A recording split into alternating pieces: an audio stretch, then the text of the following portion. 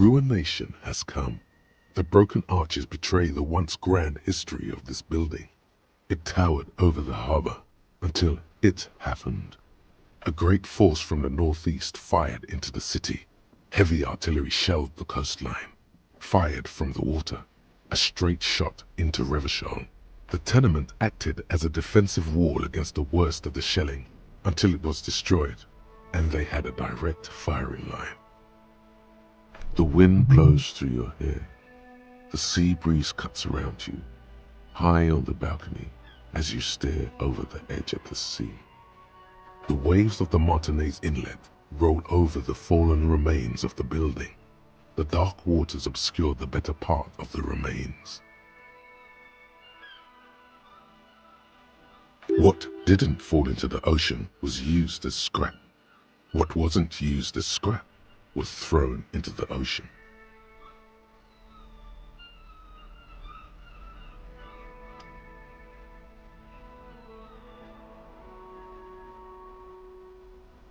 Those arches acted as support for something greater than what you see now.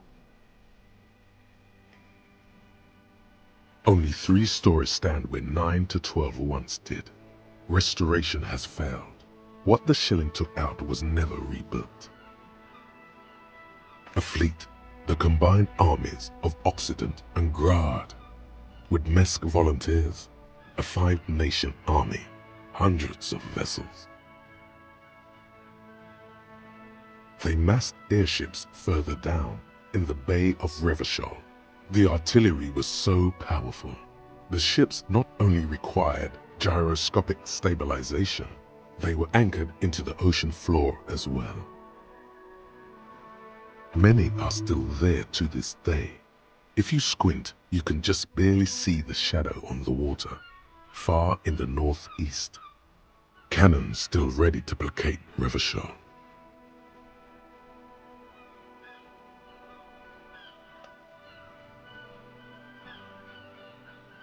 Coalition warship Archer can shoot 50 shells a minute on 20 co-aligned archers. They will reach the city in 58 seconds.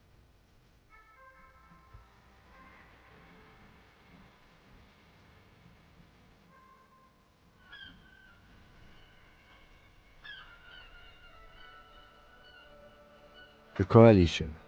But that was a long time ago. I think we should move on. It's chilly up here. He does not like talking politics of this kind. From the eyes of a seagull, a nest of brown hair not worth the 50-foot dive. From a pedestrian on the dock, a rugged man staring out to sea, mere feet from fatality. From a guest on the balcony of the Whirling in Rags, a silhouette imposing enough to be seen at a distance.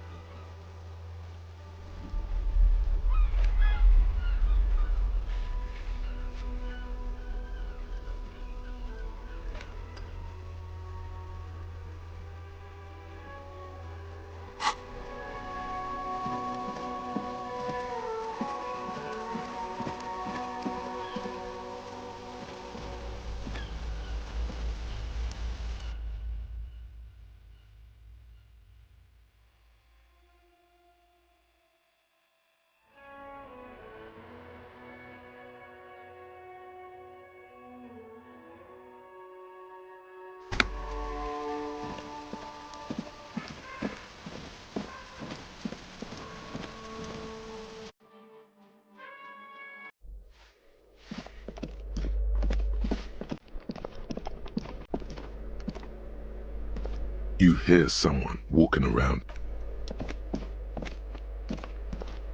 You hear a poor community. Do you have? Let's go. We don't have a reason to give. It's generally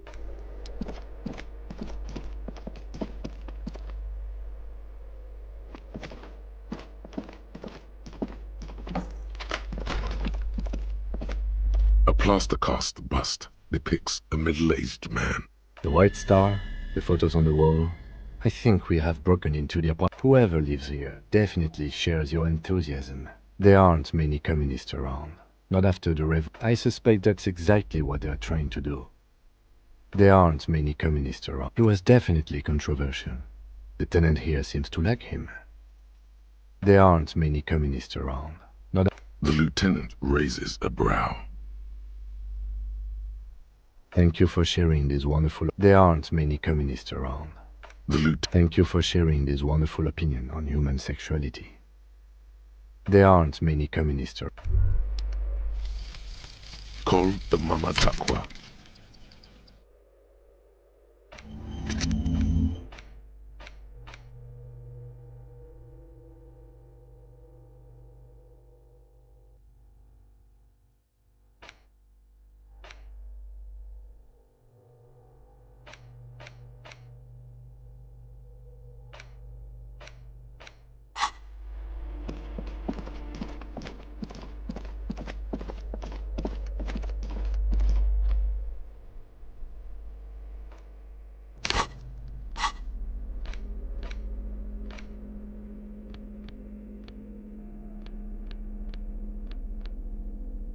Medicinal purposes of the pill. The cover. Flipping through the book, you find a number of sections on the general benefits of the pill. A large pharmacopoeia makes up nearly half of the book. You come across the following explanation. While modern pharmacopoeia are continually updated by so-called experts based on the results of clinical trials, readers will find assembled here the timeless wisdom relied upon by generations of traditional Seolite medicine practitioners, Mesk mystics, and Ilmaran folk doctors. It's all quackery, in other words.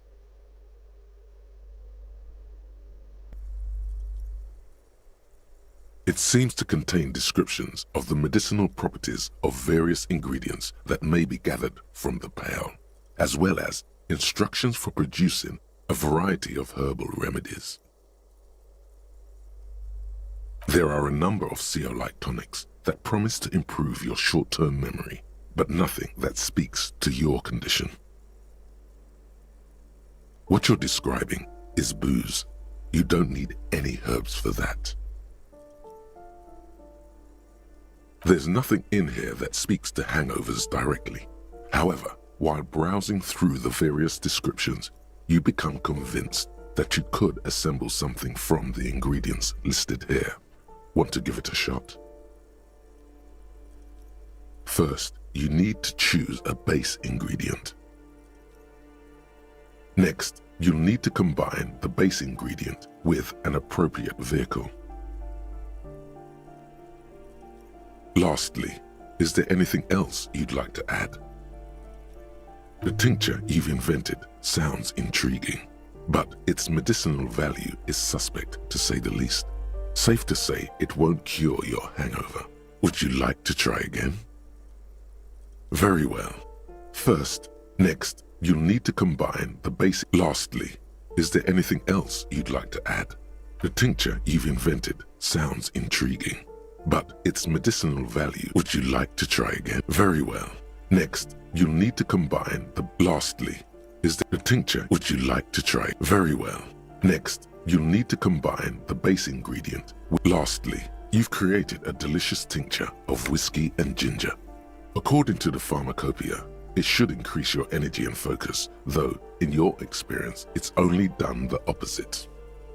Would you like to try? Very well. Next, you'll need. Lastly, you've created a delicious tincture of whiskey and ginger.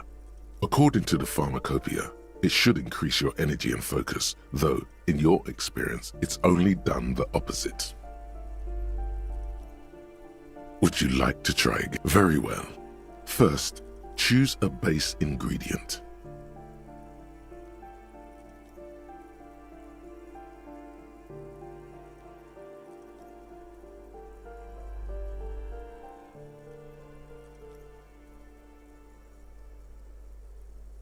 Next, you'll need to combine. Lastly, you've created a delicious tincture of whiskey. Would you like to try? Very well. Next, Lastly, you've created a delicious. Would you like to try again? Very well. Lastly, You've created a delicious... Would you like to try again? Very well. Next, you'll need to come... Lastly, you've created a delicious tincture of whiskey and ginger. Would you like to try again? Very well. Next, you'll need to combine the base ingredient with an appropriate vehicle. Lastly, you've created a delicious... Would you... Very well. Next, you'll need... Lastly, is there anything else? You've created a Would you like to try? Very well. Next, you'll need to combine... Lastly, You've created a delicious... Would you like to try? Very well. Next, you'll need to combine the basic... Lastly, you've created... Would you like to try? Very well. Next, you'll need to combine the... Lastly, you've created a delicious tincture of whiskey and ginger. Would you like... Very well. Next, Lastly, is there anything else you've created? Would you like to try? Very well. Next, you'll need to Lastly, you've created a delicious... Would you like? Very well. Next, Lastly, you've created... Would you like? Very well. Next, lastly, you've created a delicious tincture of... Would you like? Very well.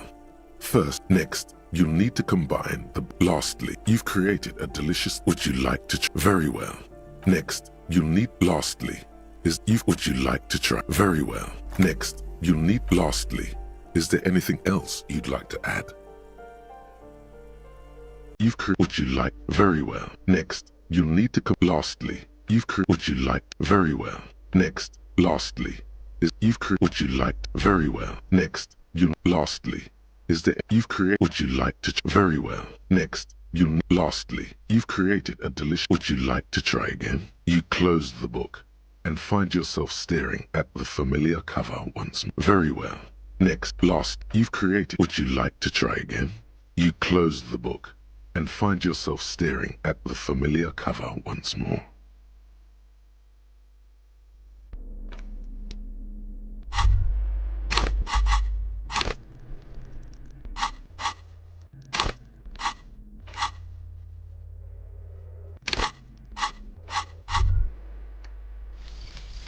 Rigorous self-critique.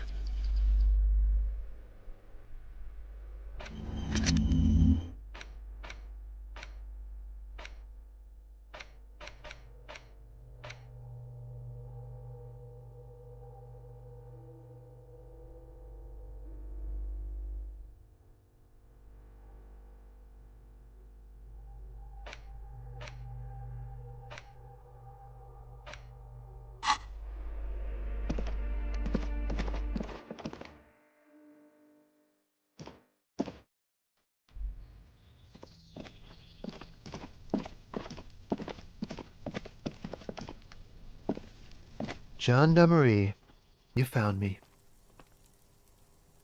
His slender figure is backlit by city lights. Its distant streets. It feels like a Friday. He seems to be in a good mood tonight. It was mine.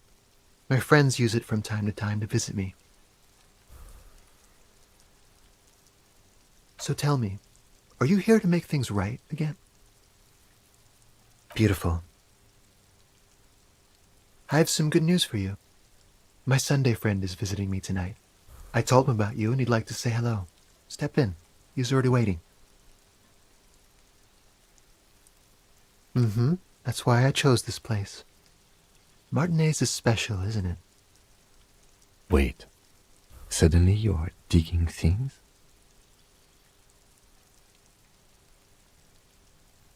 Yeah, it does feel like the end of the week. Such gentle weather. Even the rain feels nice.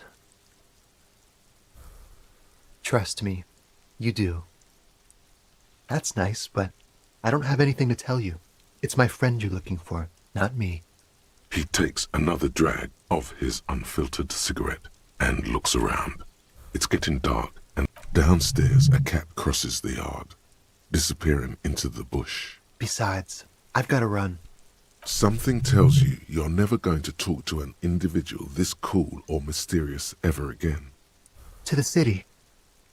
It's a beautiful night. Something flutters in the corner of the lieutenant's mouth as you're saying those words. We'll talk. Just not to take care, all right?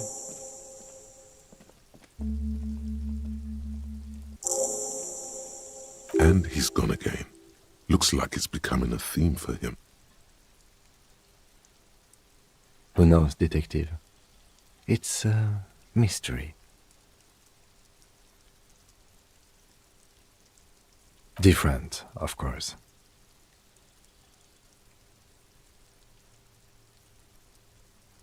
His shirt. His shirt.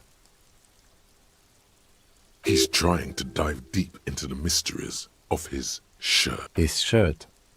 No, I don't know why his shirt is always unbuttoned. He's barely holding it together.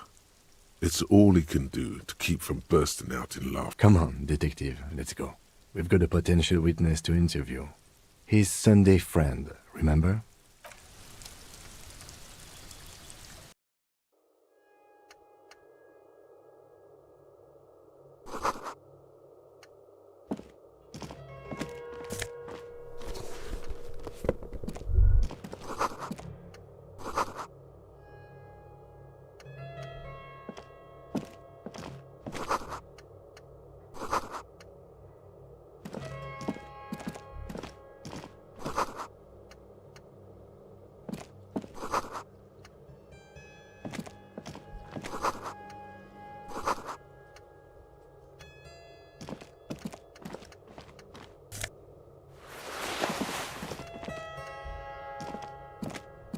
Officers of the Revachol Citizens Militia. His hands are clean and well manicured. This is a man who knows the importance of appearances. My name is Charles Vildrouin, and I am an official with the coalition government. I work for the Institute of Price Stabilité on assignment from Sur-la-Clé. I heard you talking to my friend outside. Very good. Super. Hanging? What a drag. He seems like a cultured gentleman. You should ask him about the finer things. Oh yes, my friend has a great eye for these things. He refuses to tell me where it came from. It's a mystery. I believe they call this type of frame industrial. That's really all I can tell you about it. The lieutenant takes out his notebook and nods to you to proceed.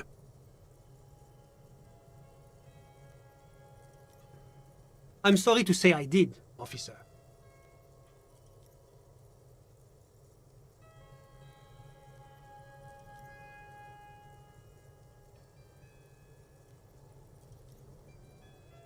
Easy, detective.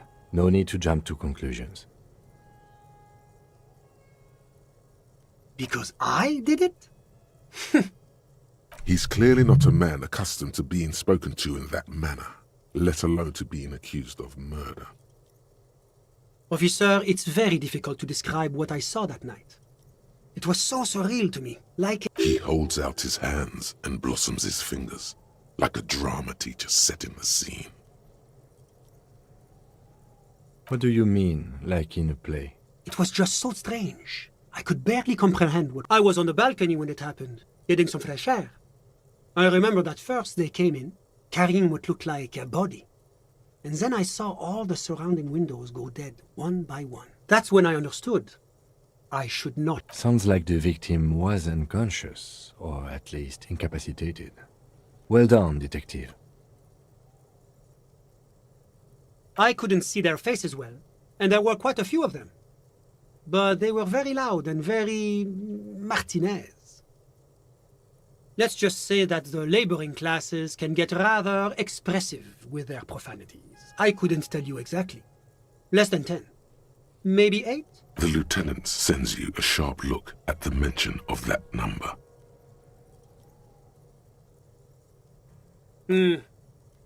No, there were no mythological giants, I'm afraid. They were all quite human, so far as I could tell. Drummers? Why, no. But then, I don't know what a drummer is supposed to look like. I think we can drop the drummer angle. That was my bad. I went back inside. Were you able to see anything from inside? Officer, the yard was pitch black. There was nothing to see, but I could still hear their voices. They were threatening to kill that poor man.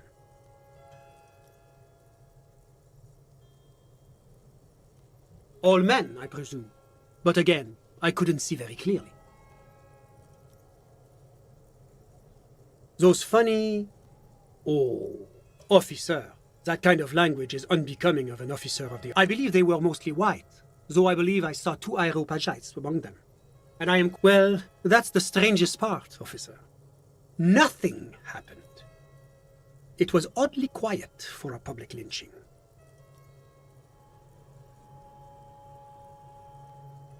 Eventually, their shouts died down, and that was all. There were no gunshots, no celebratory shouts, no anything. You're right, of course. That is what one is supposed to do in such circumstances. I was simply in shock. I'm afraid I don't have anything else to add. About what time was all this happening, approximately? All I can say is that it was late.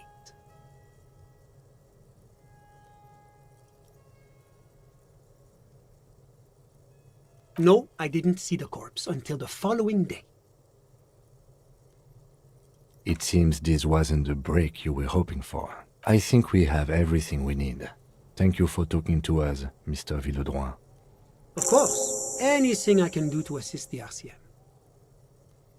The coalition is only looking out for the price stability. Inflation is a killer, like a heart disease blocking the normal circulation of the economy. It must be controlled. The economy impacts the entire international community, which is why it requires international oversight. Well, I'm renovating it. It is an interesting project. The building used to be a 12-story skyscraper before the cannons took the top 4 stories off. This, of course, happened when the coalition forces landed here. You could say I'm undoing some of the material damage the international community caused when we arrived here. Yes, as I said before, I am a commissioner from Sur-la-Clé working for the Institute of Price Stability. This is one of the main projects of the Moral Inter. Wait, there isn't actually an Institute of Price Stability, is there? Or maybe there is. God, it's impossible to understand whether someone from the Moral Intern is joking or not. La communauté internationale is what Revacholians colloquially call the coalition. In other words, the nations that stopped the disaster of the revolution. Your employer, technically speaking, the governing authority of Revachol. The RCM is but one part of this provisional administration. It is the most important thing. It's the central goal of any sound monetary policy. Maintaining the price stability is essential to maintaining high levels of economic activity, which is essential for maintaining high levels of employment, which is essential for maintaining the social stability. Basically, it makes sure the price of bread doesn't change. Précisément. Too much inflation, bread becomes too expensive. Too much deflation, it becomes too cheap for bakers to produce. That's why the Institute of Price Stability works to keep inflation just below 2%. But not too far below, no. Too below is also bad. Below, but close to 2%. The coalition believes in the importance of informing the public about the benefits of the price stability. Transparency is one of our principles. Would you like an informational pamphlet? A sound monetary policy is essential for addressing uncertainty. Stability is the raison d'être of the Moral Inter. It's the reason why I identify as a moralist. But oh, I don't have my leaflets on me today. That's too bad. You can always call our information line. Making information available is part of the Moral Intern's commitment to transparency. It's the International Organization for Moralists, hence Moralist International. Doing one's job doesn't automatically make one anyone's bitch. Besides, there are more nefarious powers to work for than the Moral Intern. But of course. Because moralists believe in a normal, stable world governed by democratic values. Me? You've managed to catch the lieutenant off guard, but only for a moment. He quickly recomposed. I'm a lieutenant of the RCM, dedicated to maintaining law. A very moralist answer. The Occident is part of the normal world. Oranje, sur la clé. Martinez? No. Martinez is something else. Rivachol is generally difficult. It's led by an interim government, which means it hasn't yet achieved full. But they are working towards it. You're all doing very well here, relatively speaking.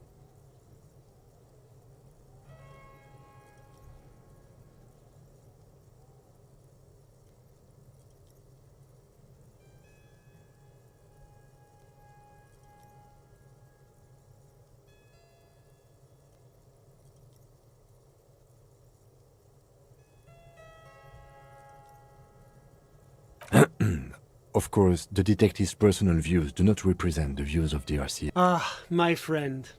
But the lesson of the revolution is that communism does not work. Oh yes, the big bad coalition crushed the revolution. Tell me, if the revolution was succeeding, would it have been crushed so easily? Are we really so bad for wanting compromise, peace, and prosperity? Unreasonable? Achievable? Now, enough of this delightful political interlude. Was there anything else you wanted to ask? What's there to say? Sur-la-Clé is a modern, urbanized country that measures very high on the Human Development and Freedom Index.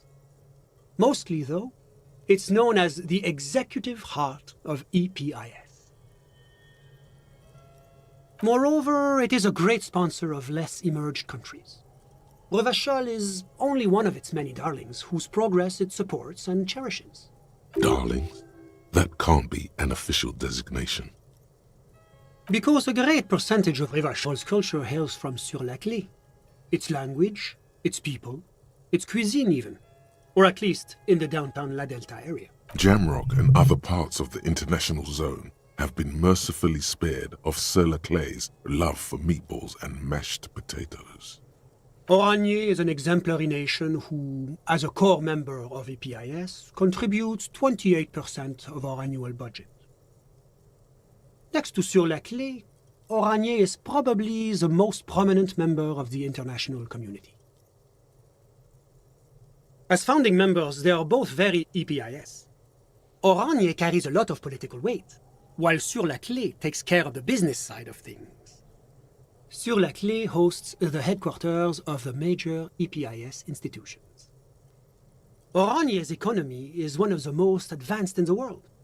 It has successfully transitioned from heavy industry to advanced services and generally acts as an engine for sustainable change in the international community.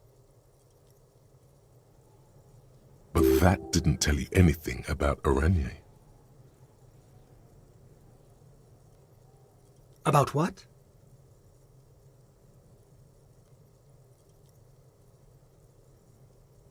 Oh, it's very urban and very well organized.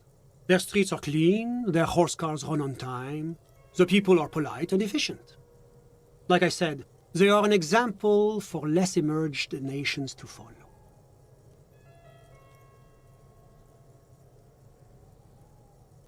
Whatever you wish, officer.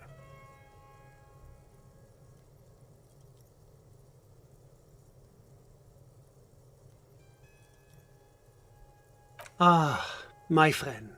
My friend is a good young man. His family immigrated here from Kedra, and life has not been easy for him. But he understands the importance of education. He has taken his future into his own hands, and that's all that matters. Kedra is a candidate member of APIS. But, between you and me, their potential membership is a more contentious issue. That it's never going to happen. They entered negotiations in 21, and it's been pending ever since. EPIS is a very special program developed by the Moral Intern to support certain Occidental nations. It began as a unified system of weights and measures, which proved to be a wild success. Nothing but kilograms and centimeters as far as the eye can see.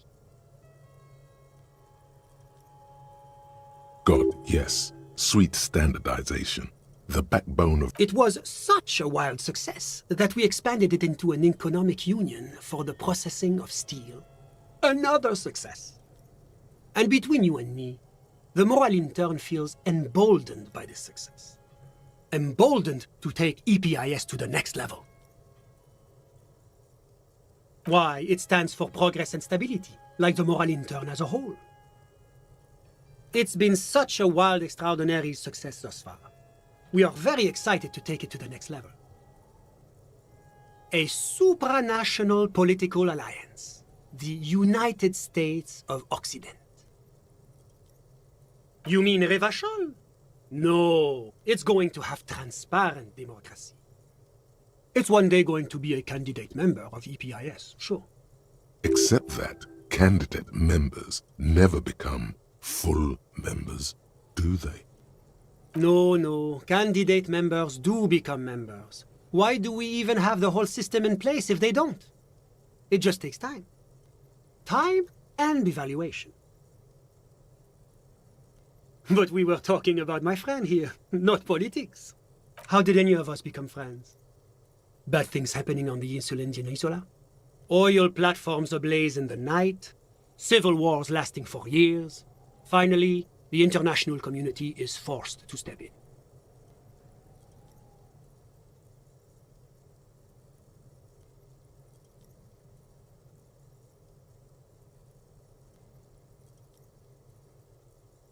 Au contraire, it's how millions of people end up where they are, meeting the people they meet.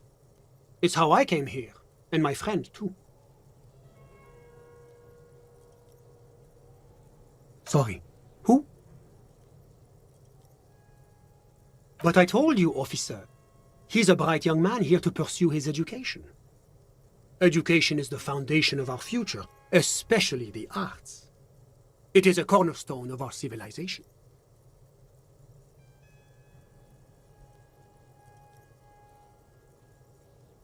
Officer, you have to understand. I can't give you his personal information. I'm sure you have your own methods and databases, right? Please don't put me in this situation. He's deeply enmeshed in the study of the fine arts, yes.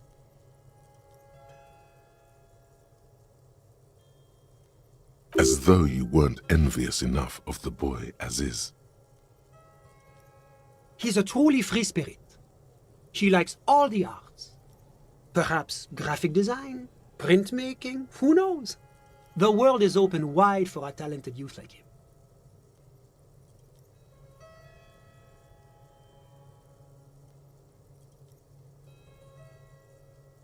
I'm just enjoying the view.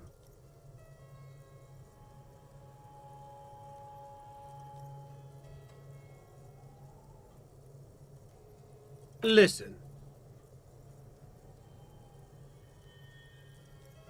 A baby is crying in the neighboring apartment. Waves crashing in the distance. The sound of sea below the window. The Insulindian Bay. This place used to be a luxury accommodation before the revolution. Apartments, of course, were much bigger then. A few walls have been added here and there, leaving some of the tenants without a private bathroom or a kitchen.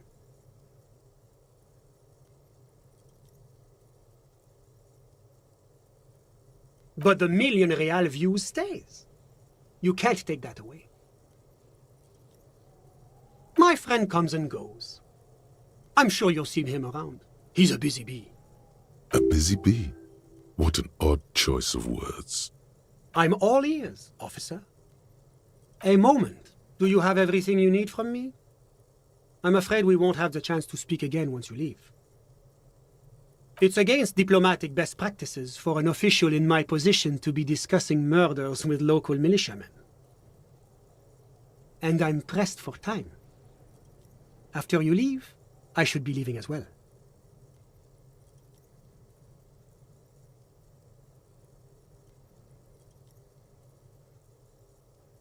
that's not the real reason he's so apprehensive. Men in his position shouldn't be seen loitering around in underprivileged young men's apartments in the middle of the night.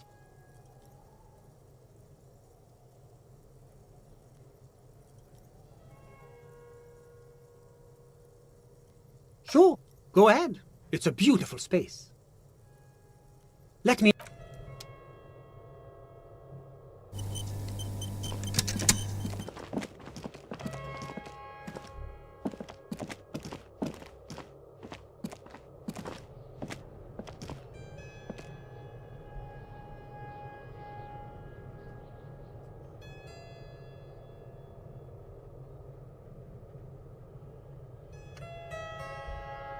Was there anything else? I'm sorry to say I did, officer. Officer, He holds What do you mean, like in a it was just... I was on the... That's when Sounds like the victim. I went... Were you able... Officer, well, eventually their shouts, I'm afraid... About what? All I can... My watch. No, I didn't see the corpse. It seems this... I think we have every... Of course. Anything I can do to assist the RCM. My friend, I'm all ears. The coalition, well, you could say I'm undoing whatever you wish, of course.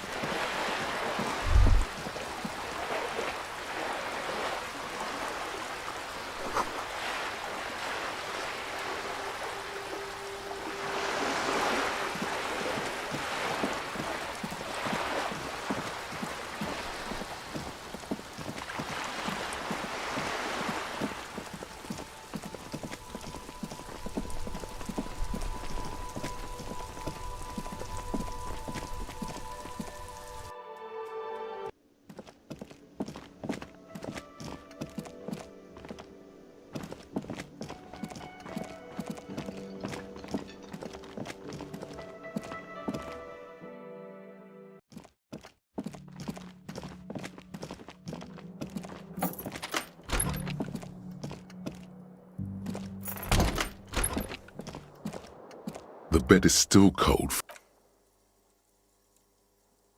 It's not easy, but your bones are so tired from what feel like weeks of work on the case. You have to try. After what feels like hours, you feel you might be sleeping. Thoughts, baby. A million little lights in the dark. You're one fine instrument, brother. All those faces and all those names. All that laughter and screaming and scheming around. Every corner and every street.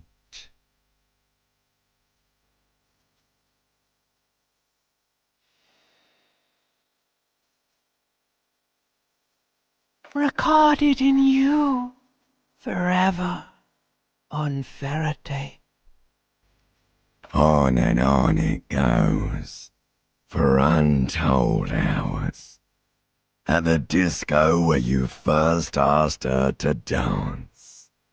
Rising, rising, above the dark curvature, the great wingspan of sleep, studded with stars. Behold, it's the world, Harry boy, and you're made of it. Every day you're out there, you make more of yourself from it. I'm afraid you can't be unmade now. You can never forget this shit.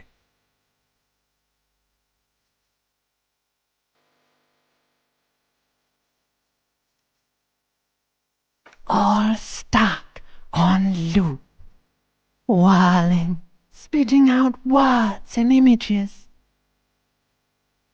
You're the son of the world again, Harrister, a ceaseless agent, picking up litter and old newspapers, collecting your little bubblegum wrappers and idiotic picture postcards.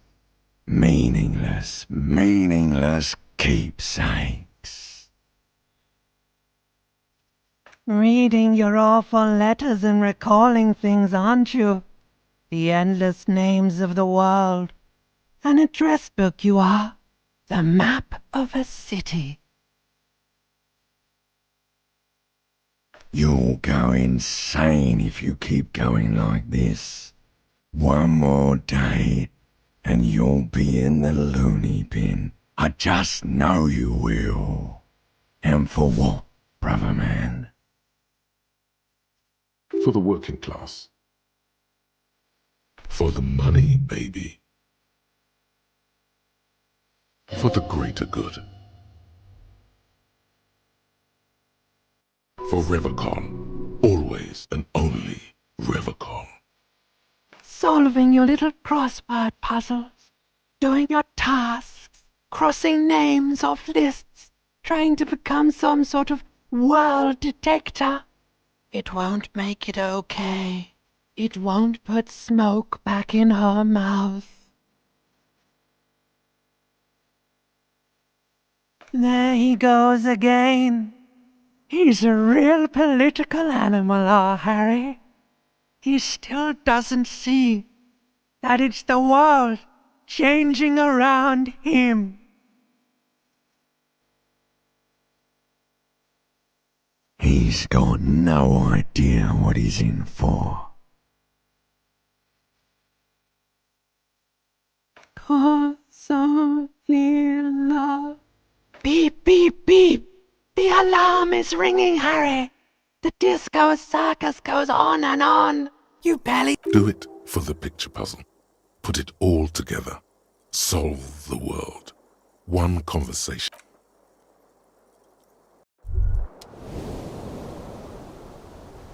Rise and shine, comrade. It's time to get to... Despite all the thinking you've been doing, only 0.0001% of communism has been built. It's too great a task to undertake alone. You're going to have to get organized. It's good that your personal business is in order, but we're talking about political you must seek out your revolutionary brothers and sisters. Find out how much communism they've built. Then, together, maybe you'll be able to build as much as 0.0002% of communism, but it won't be easy. Decades of persecution by coalition authorities have driven the remaining communists of Martinaise underground.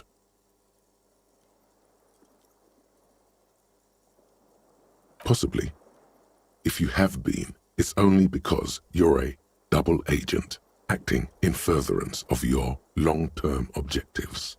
Listen to this. Do you really think you're the kind of person an underground communist cell would entrust with a mission that requires such discretion? Regardless, what's past is past. You need to look forward to the work of building communism for all. Just between us, you may want to lay off this grind up the bourgeoisie stuff. It's a bit. Let your nose guide you, detective. Yes, fortunately, communists are known to have a very distinct smell. We really have no idea what they're talking about. There's no failure.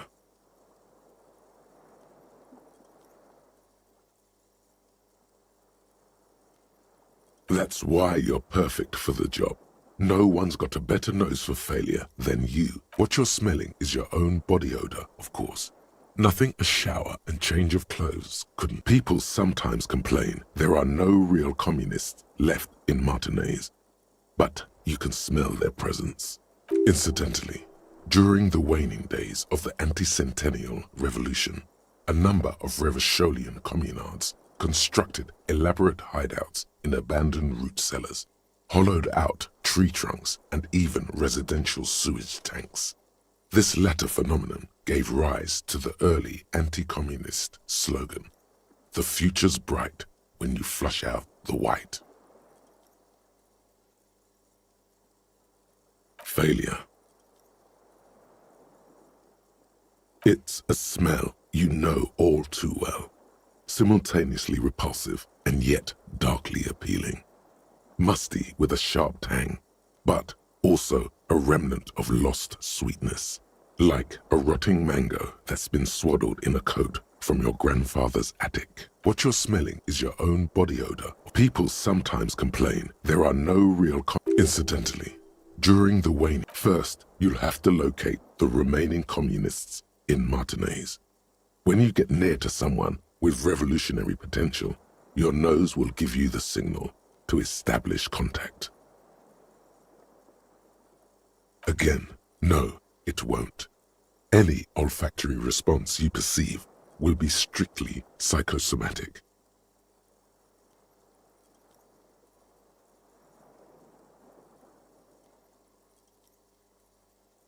Judging from the bust of Krasmazov and other revolutionary paraphernalia you discovered, it seems that the Cape Side apartments may be a hotbed of communist activity.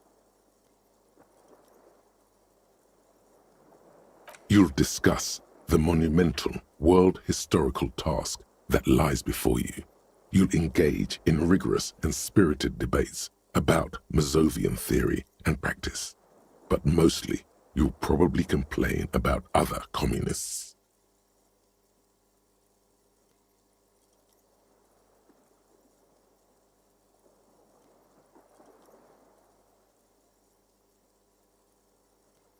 Not at all. Complaining about other communists is one of the most important parts of being a communist. Here we go. Wake, brave worker. 'Tis no time for bed. Fight. A mirror hangs on the bathroom wall.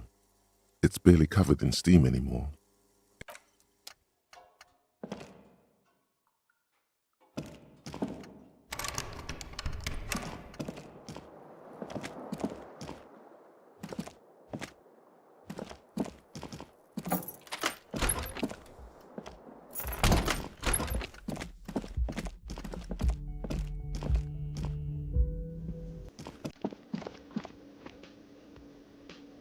Yes?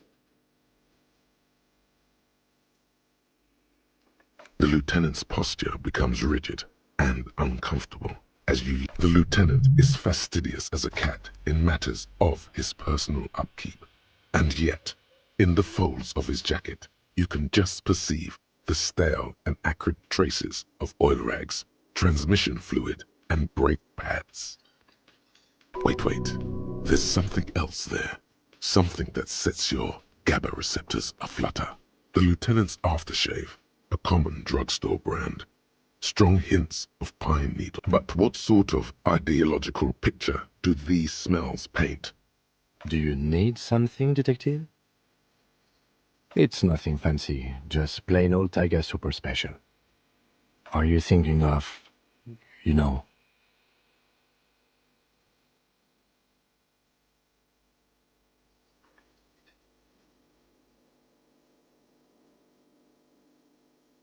I didn't mean to offend. It's your business, of course. Was there something else you wish to discuss?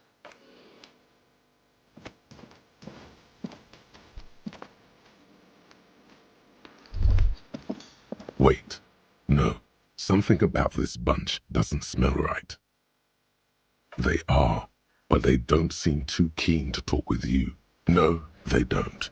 Glenn seems to be contemplating grievous bodily harm while he massages his raw knuckles. In the far back, Eugene is doing his best to ignore you.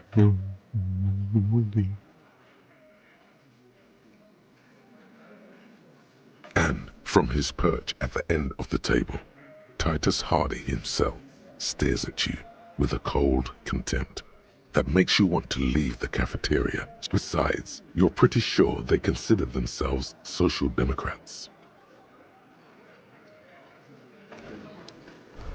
Yes? The lieutenant, but what Do you need something, detective?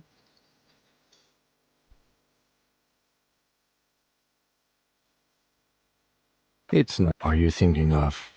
The lieutenant considers your mutton chops for a long moment.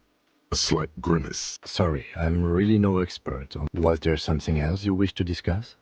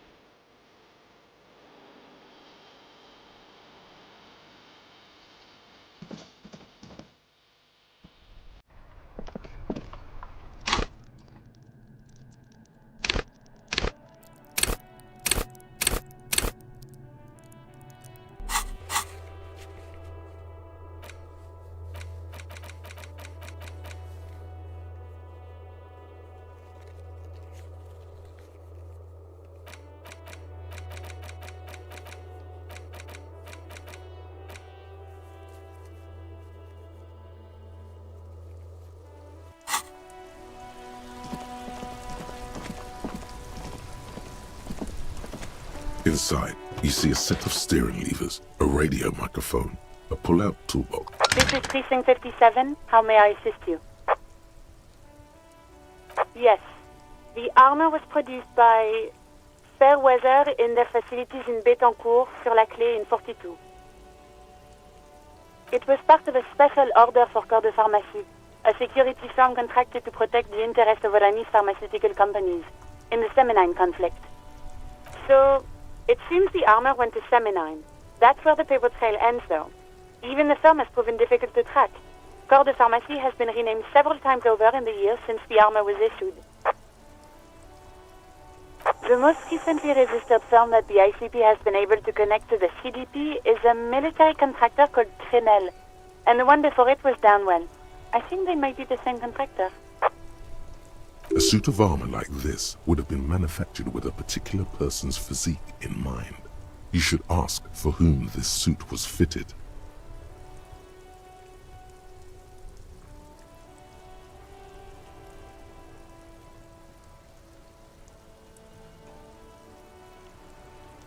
Hard to say.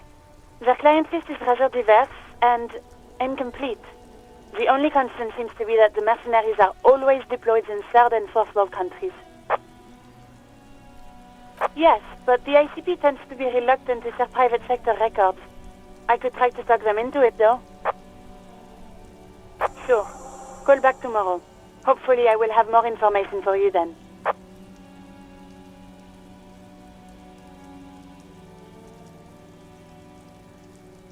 Not yet. But I was able to convince the database people to share private sector information.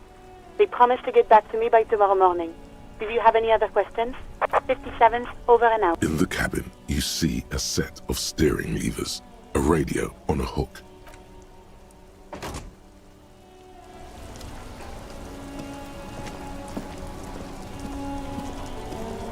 That's One brutal motor carriage.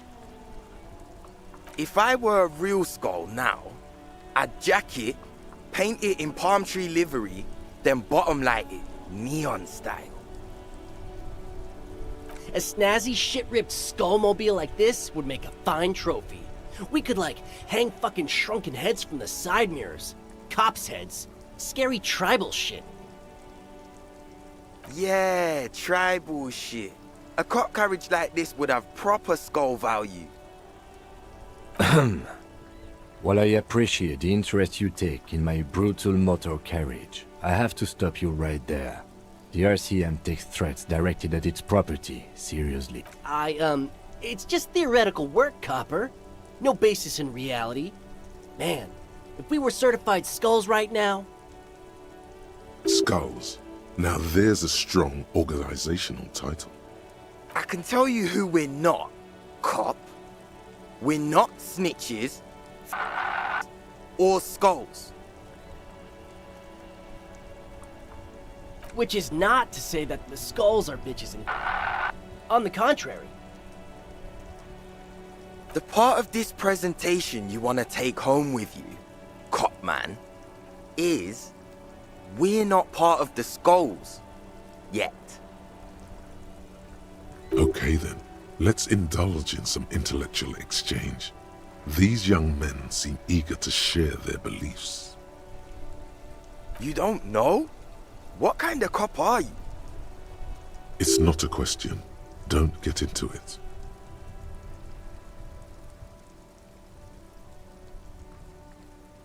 The skulls are the most vicious gang of the Besmertne.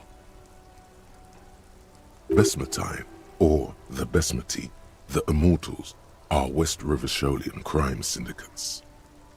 The nastiest bunch of psychos ever.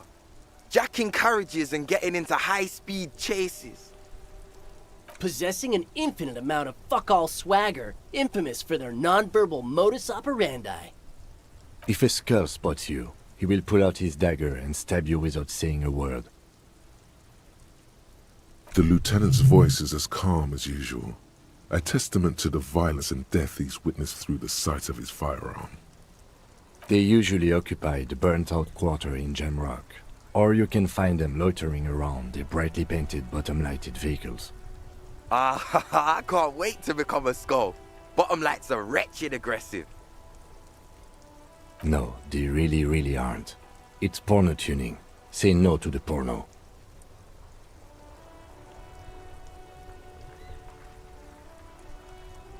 Murder?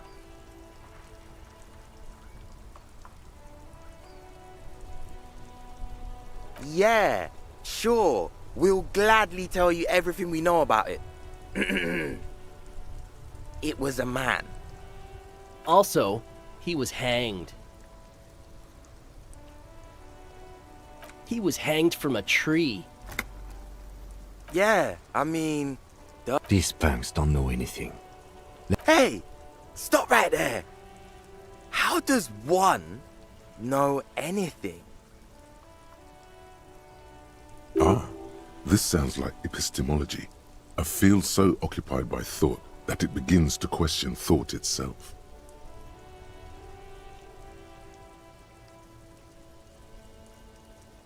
Exactly. How can one know shit? For example, how can one be sure that there truly is a body hanging behind a hostel? What if it's art? Or just a mere specter? Maybe it's true. The hanged man is merely a prop in a performance. We are the audience, and the artist is hiding somewhere in the dark.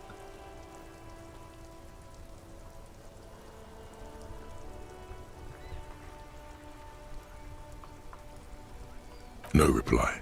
The blonde rebel scratches his chin, deliberately not focusing his gaze on anything. He looks very... Oh yeah, Cindy's a right proper skull.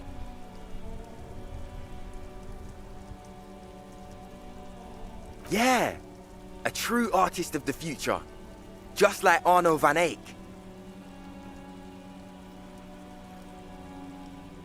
By the way, if you see Cindy, Give her our regards.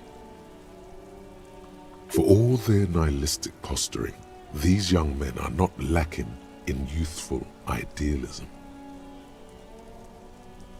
The lieutenant on your left is unusually lenient toward them.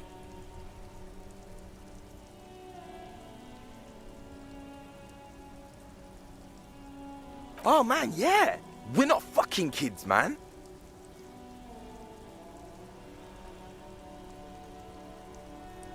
Be wary of the abyss. Probably because of how non-verbal their mode of operation is going to be. It's a threat. But I don't. In fact, I dislike them so much I'm willing to drag you boys back to the station just to calm myself down. Hey, there's no need for that. We're just talking here. Joking too. Stay light, man. Yeah. Didn't you cops, like, have some questions about skulls or some shit? The Union does their share of policing in Martinez, at least where gangs are concerned. That's why there isn't much organized crime around here. Don't you worry about that. We're gonna make up for the deficit. Yeah, we are. We're not franchise skulls. Well, not yet. Once we get our name out there, we'll have a chance to join them. Because we can be just as psycho and vicious. You'll see. But in a non-threatening and definitely legal way. We'll fuck the system from the inside later. Just be cool now. The damage will be tenfold. Right on, fuck. So what's... What about them?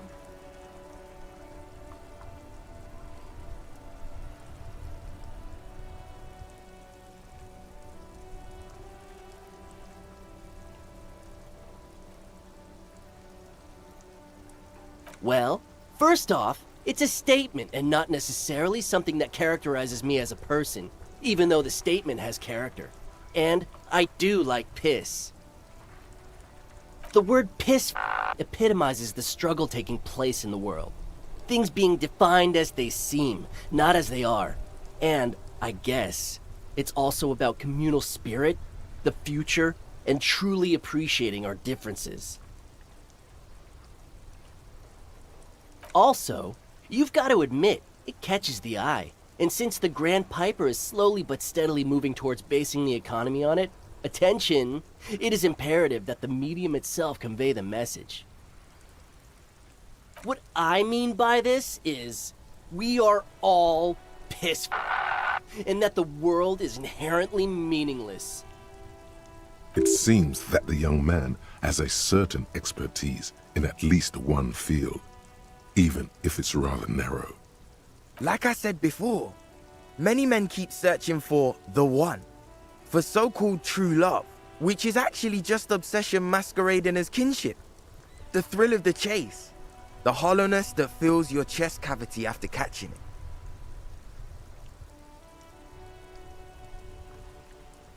I'm wondering if the poetics come with the jacket, or are they derived from something else entirely? To catch a fish, you'll need to hurl the lure many times, and even then it isn't certain that you'll get anything. If you blow up the lake, though...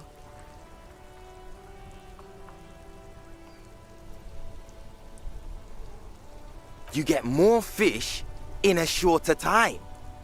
And, for time is of the essence and fleeting ever so quickly, one must think of a way to fuck the whole world and not get caught up in fucking someone.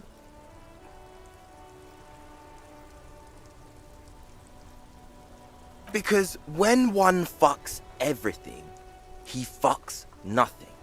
And that, to me, feels glorious. Sticking your dick into the void. Hate to admit it, but in a weird way, is it a coincidence that here we have two badass jackets and two badass cops?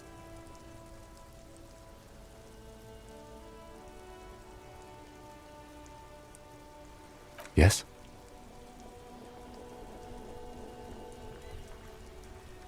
What is? What are you implying? I'm not sure I understand you, detective. Neither. Fine, if only to end this discussion. Theoretically, if I were a juvenile delinquent, if I were to already be down that path, I think peace is the stronger of the two statements.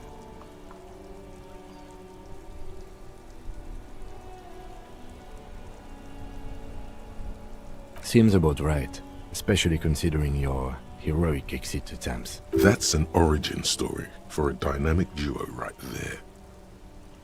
So are we done here? Or you don't need us around for your secret whisper party, do you?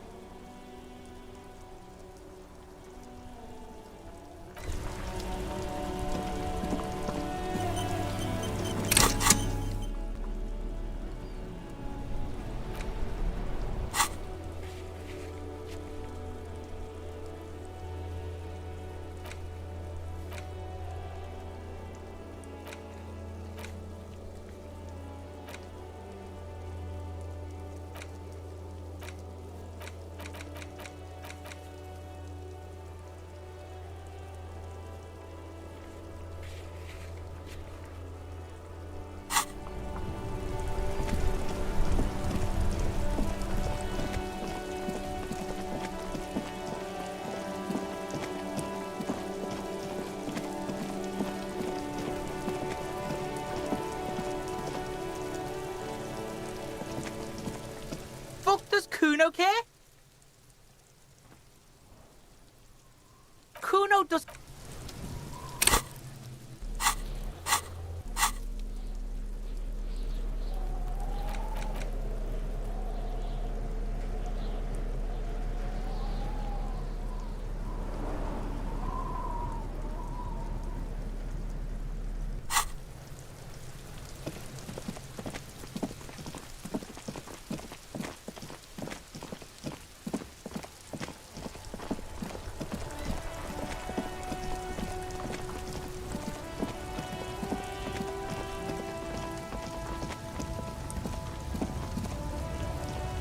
Looking for something?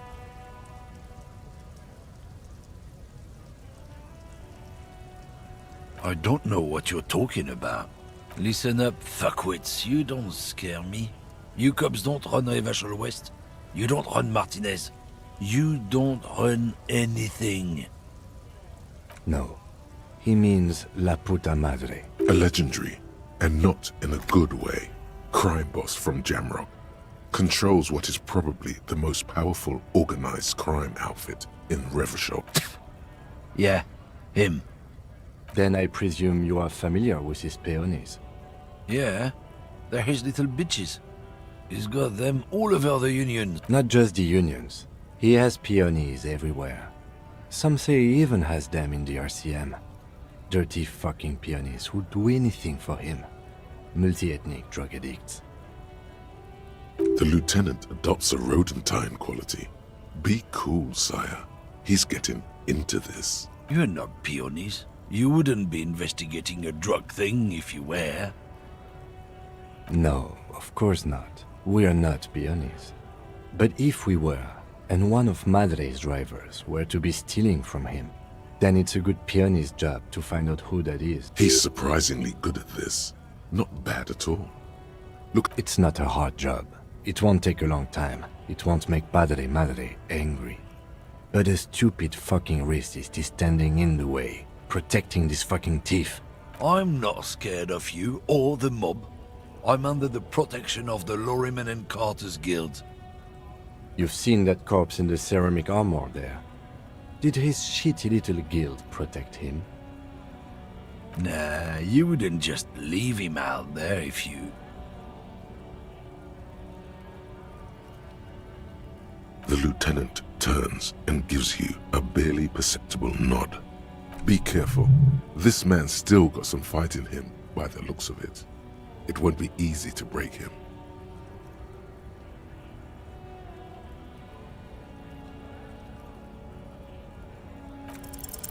Men like this only respect two things. Time to turn up the volume.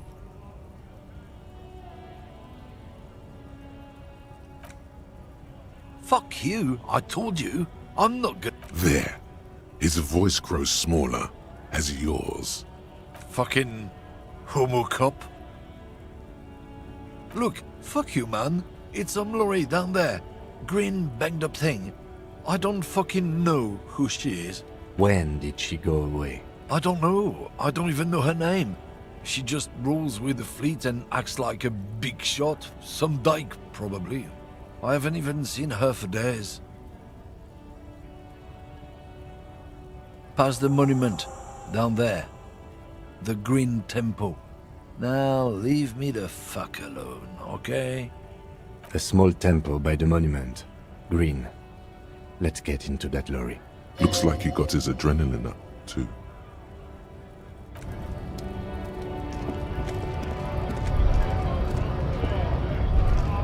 There. Do you smell that? Can you not detect that inimitable? Can you smell it now? You inhale.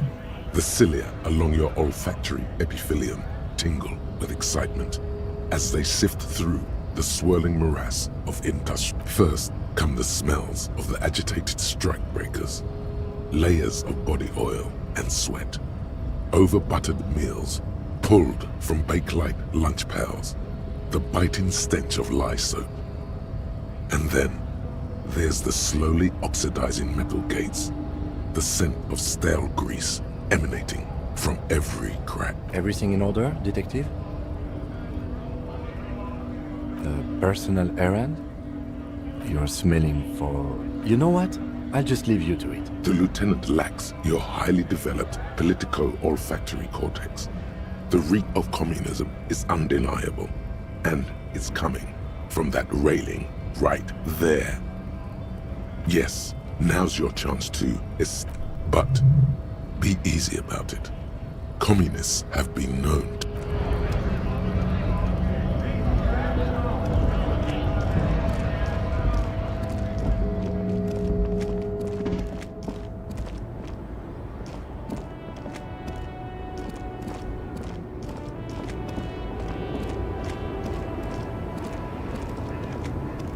The woman is still... Huh?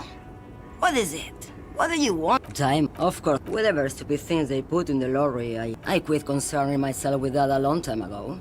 Besides, I don't drive Dennis. Bad hand. Hermenegildos is... What do I need drugs for? The woman sways her...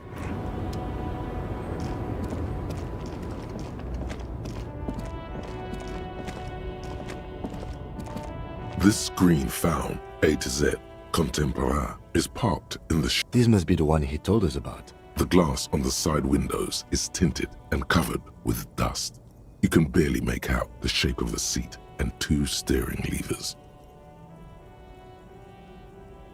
Posters cover the small windows in the back. You can't make out what's on them. The door is locked. The handle looks shiny, like it's recently replaced. There's no pick in this lock. The owner has put special care into it. It's a recessed design. Use the pry bar to smash the window. Open it from the inside. This has been hard enough. No need to make it any harder.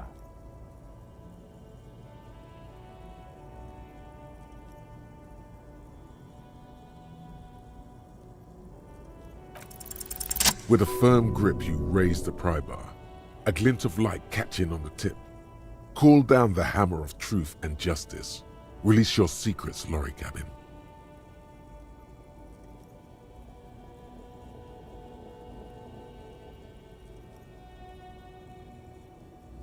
The window shatters and droplets of glass fly everywhere, shattering over the lorry floor and pavement. Subtle. The smell of cigarettes and perfume welcomes you. The cabin inside is plastered with old movie posters. Actresses smile from the walls. There's a radio transmitter in the front and a toolbox tucked under the driver's seat.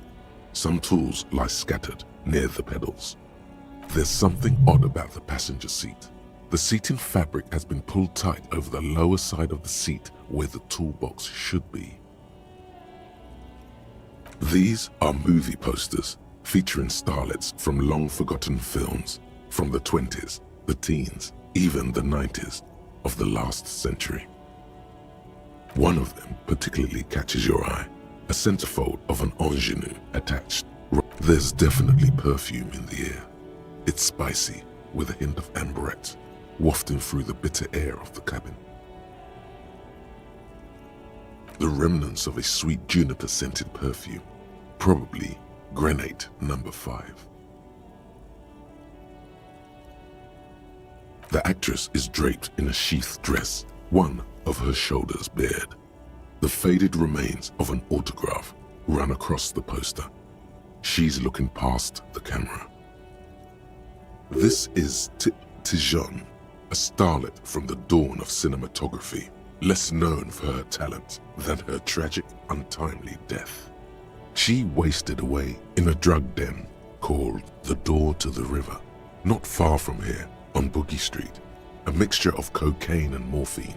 She was afraid of the world and the camera too. The actresses and the rear actor all smile you a warm goodbye. A radio transmitter is attached to the dashboard and a toolbox sits under the driver's. Looks like the frequency dial is absent. It requires a key to work, but the key has been removed, likely by... Strange. There are so many radio stations saved here. Must be over 100 at least. It has to be an advanced model to fit so many frequencies next to each other without blending them together.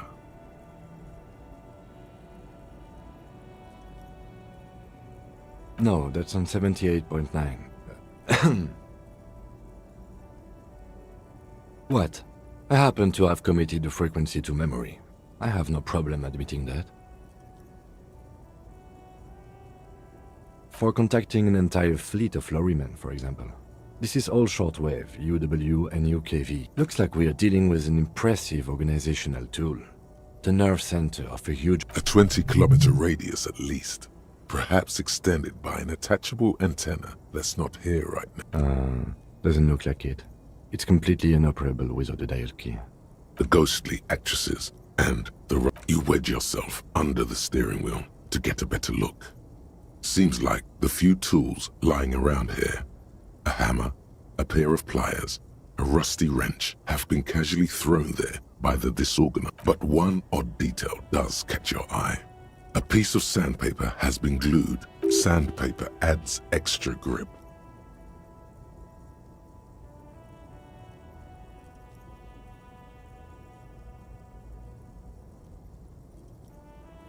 Sandpaper? A novel technique?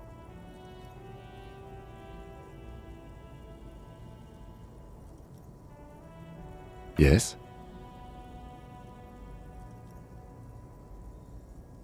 Which means that the missing lady driver was present at the lynching. Looks like her, yes. Now we know for certain who is the missing 8th person at the lynching. Do you think that Hardy and his boys could also be involved in the drug operation?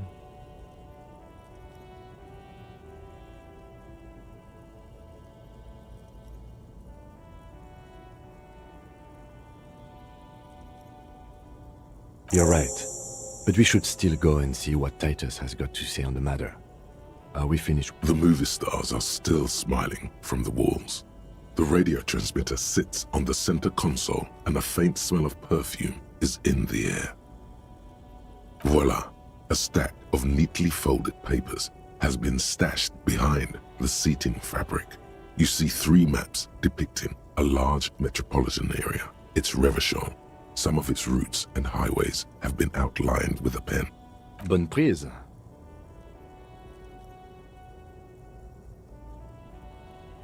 This large map displays the elevated motorway called 881. The intake leading to Martinez is marked with a blue X. There's another X on the off-ramp at a place called the Old South. Toll booths at the intakes are marked with a circle. It looks like there are scant few ways of getting onto the elevated motorway that runs over Jamrock. There, hundreds of thousands of motor carriages roar on the 881.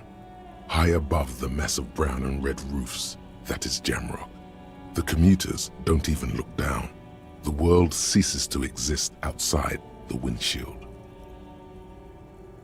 To Kuron, through the middle-income neighborhoods there, by the river, and then to Stella Maris and La Delta for work, while the men and women of Jamrock scuttle to their fates below the road.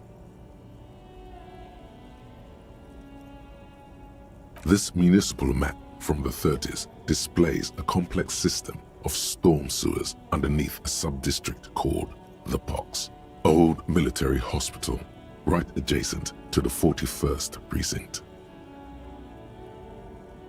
The final map displays a labyrinth of service tunnels left over from the construction of Motorway 881. A few routes have been marked with a pen, where the tunnels and sewers surface near the eminent domain and a traffic island in central Jamrock by the lake.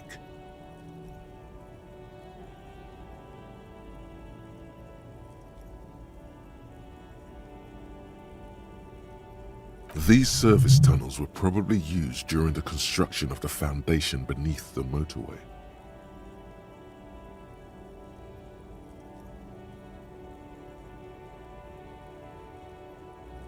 Looks like the smugglers have infiltrated the road network belonging to East Motor Tract.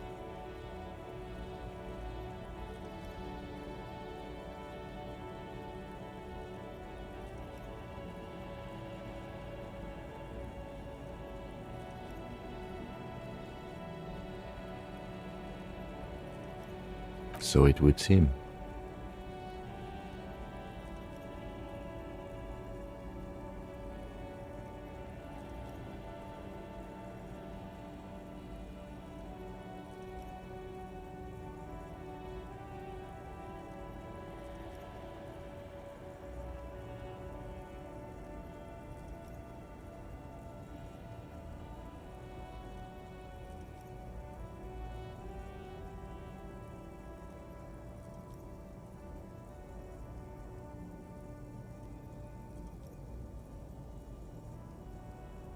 The RCM patrols most of these auxiliary roads, though apparently not all of them. Hard to say. This distribution network looks certainly large, yet still vague enough. It doesn't reveal much about the Besmerti behind it. The Besmerti is a Revacholian crime syndicate. They see themselves as the inheritors of the 14 Revacholian Indo-tribes, but really they're just violent gangs vying for control on the west side of Revachol. With cool names like La Puta Madre and Aura Masta, it's a dark parody. It's definitely not the Union, they just do some logistics. This operation has spread everywhere in Jamrock. If it's that widespread, then Madre remains the most likely suspect. Here's bad news. There have been attempts at a serious investigation before, but they haven't ended well for those involved. Best not to disturb the scene. I'll have forensics go over the lorry and pick these up. The stack of maps looks just like before, barely noticeable. The movie stars look silently by, and the pull-out toolbox has a rubber handle, worn from years of use. A metallic drawer slides out from the seat. It's empty, except for a folded newspaper. It's an issue of Petit Ferique from last Wednesday. A piece, it looks like an article ripped out from a radio enthusiast magazine. Complex mathematical equations explain the basics of something called the Ulan frequency system. These formulas look oddly painful. Maybe it's the hangover, but they give you a headache. The Ulan frequency system? I've never heard of that before. I know of FM, AM, UKV, but... The pull-out toolbox slides back into its nest. The rest is as it was. Posters, a radio, dust on the windows. It closed the rusty... Great. I think we got everything. A word, detective? All right, we've finished here. Let's quickly debrief and go over what we found, so we don't do it in front of the company rep.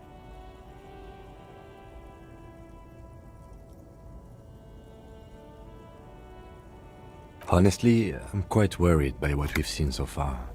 The evidence seems to point to a rather extensive and well-organized operation. I'm especially intrigued by that radio transmitter, particularly the sheer number of stations it can connect. Looks like this alleged drug trade casts a wide net. This means it's well funded. Technology like that, a major player must be financing it. I'm not sure what the Ulan frequencies are all about, but they may hold some significance. Perhaps it's a better way to connect between fleets while avoiding frequency bleed, or maybe it's used to tap into RCM networks. Oh, and the maps we found. They reveal the geographical extent of the operation. Looks like they've used abandoned tunnels and access roads to stay hidden. And last but not least, it looks like the Hardy Boys knew this driver, as we know that she was present at the lynching. This may be the Union connection we've been searching. The probe and the case converged, he thinks. As elegant as they are, I don't think they are relevant to the drug trade. Yes, well...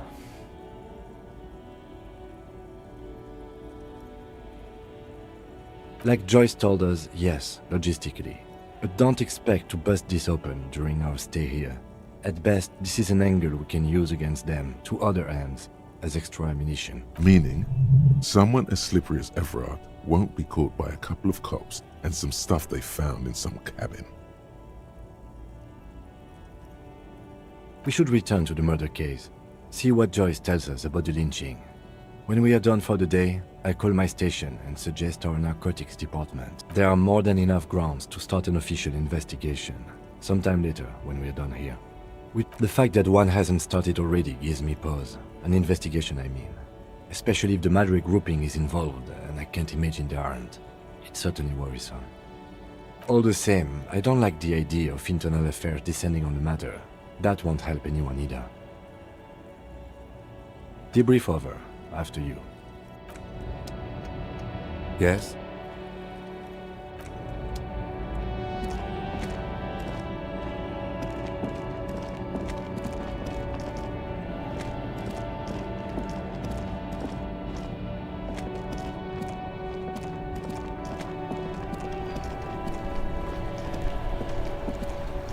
I saw you poking around in Lady Driver's lorry. She in trouble?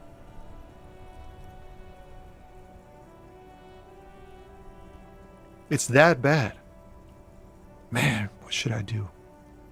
What should I do to help her?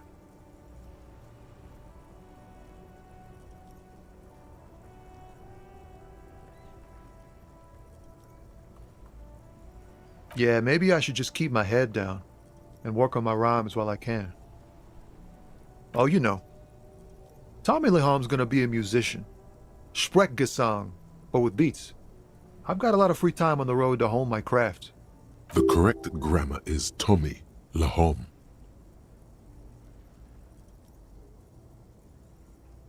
Tommy Lam was taken. My real name's Jerry Lafitte. Tommy's way better. It's more him.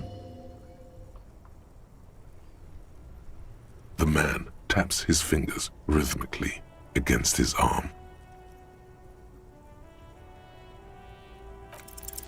Wait, there's something here, stored away in some dusty corner.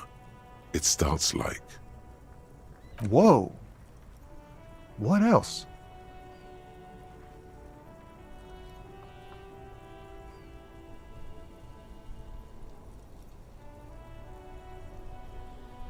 Silent Communion. That's good. Dang, that's some great shit. You came up with that yourself.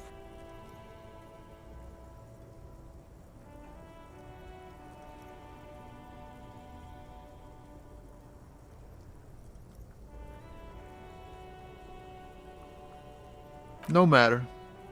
Great verses like that sometimes. Ephemeral. You might not look it. Seems you have some literary chops. Maybe there's hope for me yet.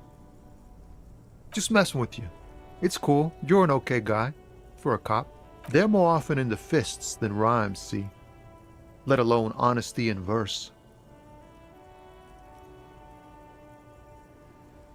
The lieutenant looks at you in silence. a curious look in his eye. Well, you've given me some hope, I guess. You found some common ground with this man. Even impressed him. The next time you look in the mirror, though, remember those words.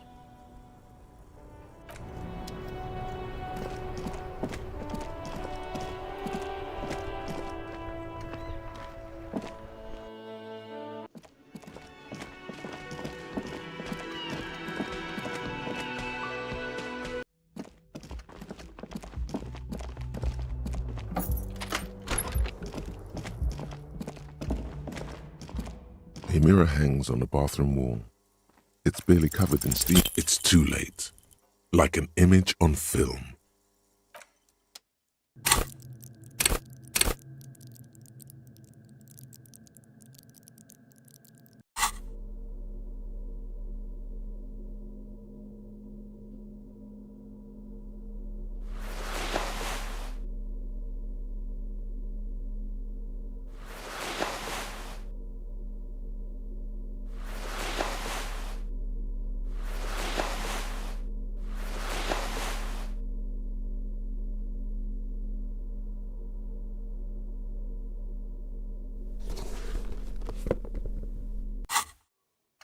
A mirror hangs on the bathroom wall. It's barely covered in steam anymore. It's your face.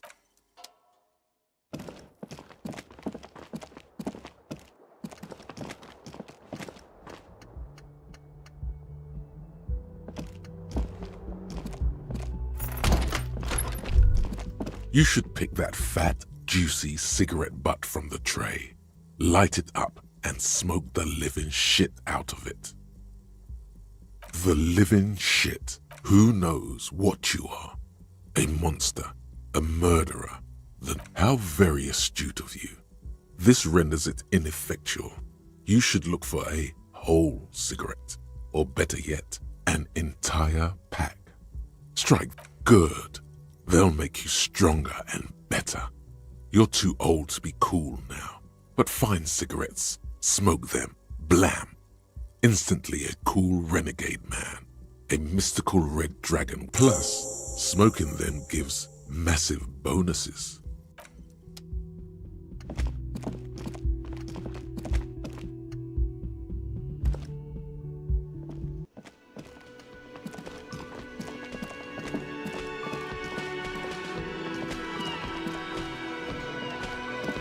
I've got nothing to say to you.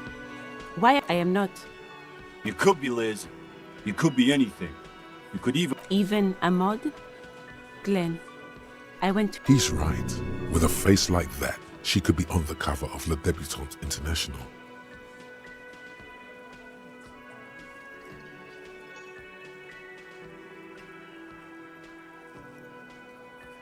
So fucking what? Lots of models are actually really No, Glenn, they aren't. This didn't change her opinion. It's not her. She's not a hardy girl. Hi, gendarme. Another rendezvous. I see you found yourself a little something from my wardrobe. Not bad. Not bad at all. What brings you here? Admiring the atmosphere. What about you, officer? Convenient. But what are you doing here? Admiring the atmosphere. A bit too dramatic, don't you think? If you really must do it, then I'd go with something else. But then again, you're a cop. It definitely fits the genre. I fit the genre. We all do. Human psychology is definitely lazy, don't you think? Oh yes, let's see. He knocked on my door a few days after the lynching. I think he was going through the entire building, asking questions. Nothing. That I didn't see anything. Why shouldn't he? What friend? No, I don't think it came up. Muscular, handsome, strong, like one of those military types. Yes, but he was speaking to someone on his earpiece. Yes, you know those tiny speaker microphones that just reporting back whatever I was telling him. Oh, let me think. He had an accent. He sounded like one of those mercenaries. He sounded vaguely Oranese. No, not vaguely, scratch that. He sounded definitely Ornese. Sure. Anything else on your mind? You did? And how did you like him? I told you he can be very useful. A visitor from the first world. To his opportunities in Occident, Sir Leclerc. Still, his coming and going brings some life to the village. Or is it just money? I don't know. Friends, I told you. Sunday friends.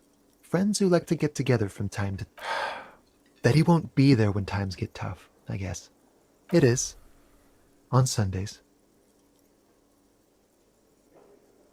He has keys. And he likes the view. To the sea, I mean. Hmm? What about me, gendarme? You can keep it. I don't mind. I can appreciate beauty when I see it.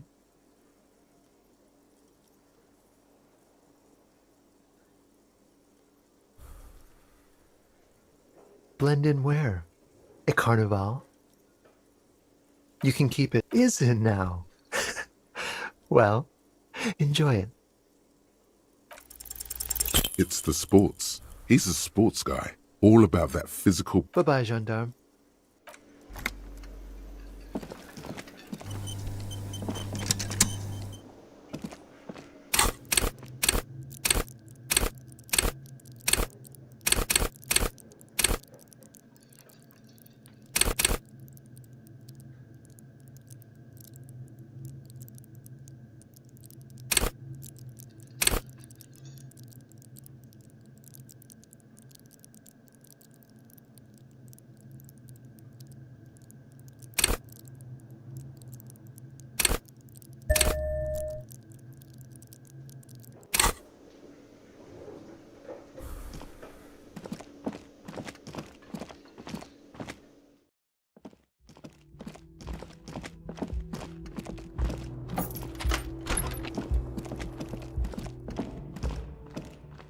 A mirror hangs on the bathroom wall. It's like something snaps in you. A nerve ending. A thought. A sadness. Your face in the mirror is suddenly clean of the layer that had this. Just like that, it's over. The running gag that your life had become. A sad old man looks back at you.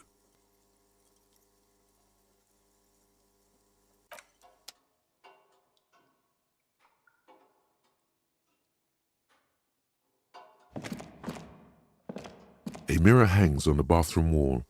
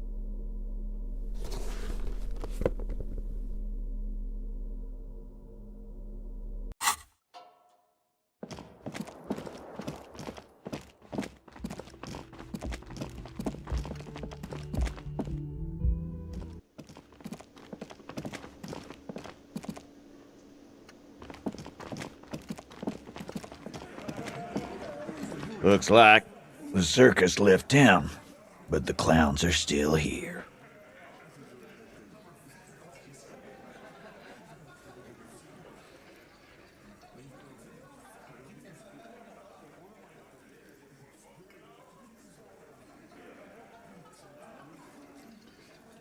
A witness? You ain't got shit. The locals would never come to you. That's just cop tactics, Titus. Next, he's gonna tell you one of us already roll on the others. Well, let's hear it then. Who is your mystery fella? He's not alarmed by the sudden appearance of a witness, but he is surprised. This goes without saying, but nonetheless, don't give out his name.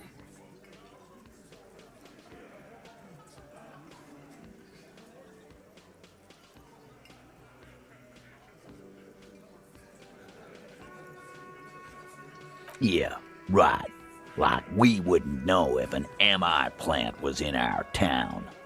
Nice try, right? MI is short for Moral Intern. Moral Intern is short for Moralist International, the coalition that runs Revachol. I've seen this shit a million times, Titus.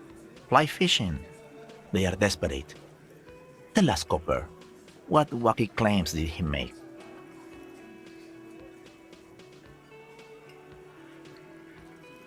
It's you assholes that feel the need to go around like a fucking brass band. The Hardy Boys are dead silent. Yeah, it's like they put cowbells on you before they send you to the streets. What? They're avoiding having to answer this question.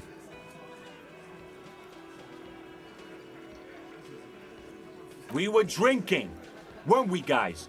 I hit the bottle hard. I was drunk as fuck. Right, I'm convinced, Glenn. Nothing off here. Just bullseye. Glenn looks around uncomfortably. The lieutenant hit a nerve. Arab guy? Boss, I think he's trying to save me and Theo. Well, yeah. What is confusing you? Eugene, Theo, and Elaine were there too. I already told you. We were all there. Those flaccid MI cocks with their culture language. Everything's a surreal play or sublime whatever. Doesn't mean it means the whole scene was long and drawn out, like it was from a film. What is this fella's problem? Sorry we didn't make it more action-packed. It wasn't the first thing on our minds, you see? Shanky. It's Shanky, right? I thought there's something wrong about the lynching story. Now I know there was. You don't know shit. I know you are lying, Shanky. Some witness. I pulled the same shit. Came up with some shit, then went and said it to people. Get a reaction. Don't have to go to cops. You don't have to go to school for shit. I never went to school, and I'm doing great. You're doing a hell of a job, man. So much bluster to hide the fact that they're uncomfortable with you having this info. Like hell you have. There is no local drug trade. This place is as clean as a rifle.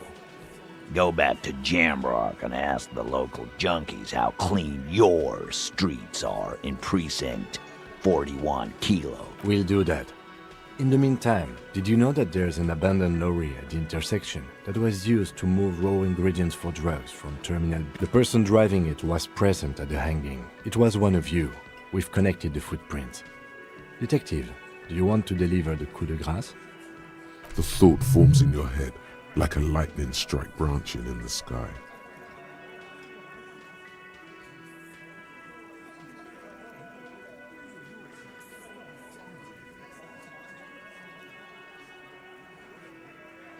Thank you. You're right, Titus. There is no local drug trade because it's all controlled by you. You're the drug trade. That's a mighty interesting theory. I guess that's what you would need to do, theoretically. A big, strong, state-run monopoly would outcompete the runts on the street. Yeah, man. Theoretically, that's what you would do. To get rid of the gangs, the dealers, even some of the junkies. You would need good, trustworthy people to take their place, of course. Hardy men to run such a monopoly. For the good of the community, of course.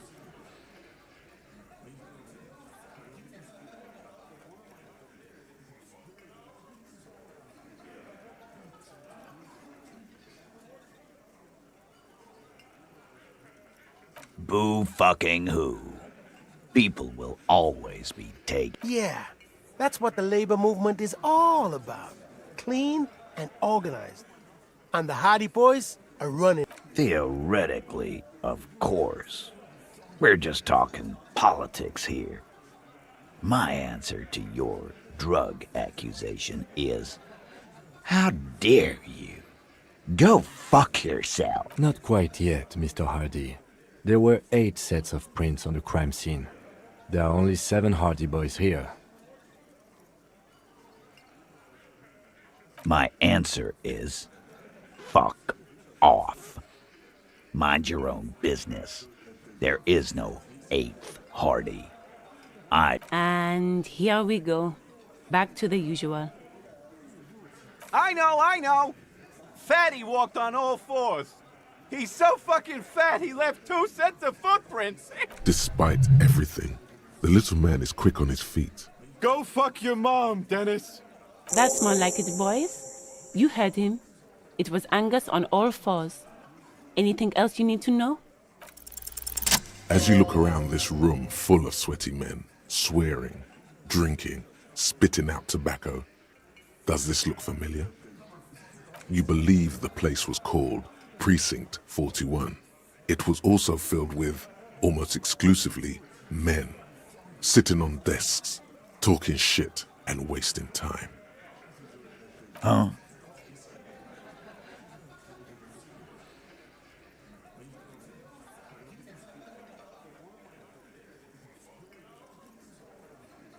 You got a problem with beer now? Not quite there yet.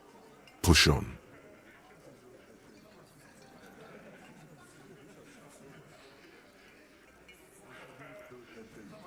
Speak for yourself, buddy. We've been giving a shit for 10 years. Martinez was a dump before we put this outfit together. They don't know, man. They weren't here. We had 3 shootings a week, kids dead, fucking graffito everywhere. You cops haven't shown up since the 30s. Congratulations on the graffito removal. All I see is you sitting around talking about Monica's titties while there's a rape victim. So what? What do you want from me? We took care of that fuck. Don't let him drink that. One more push, quick.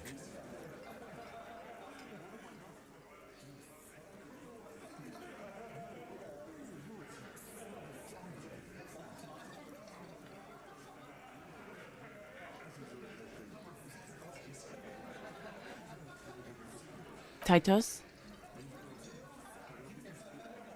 She stops mid-sentence. That's it. You got him. He's going to give it up, but on his terms. You wanna help her, cop? Fine. I'm gonna let you help her, but you treat her with respect. If you don't, if you question her, harass her, a freight train of pain, buddy. What is her name? Glacia, I'm on due. She's staying here at the Whirling in Rags, a real pretty one. Silvery jumpsuit, blonde. That's Amonju, with an O-U. Shit. The girl upstairs? That can't be her. She knows you drank so hard you forgot you were a cop.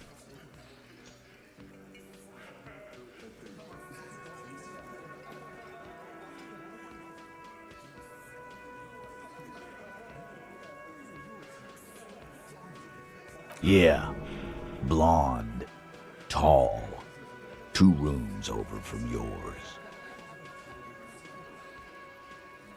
Sure, why not? You've probably seen her around.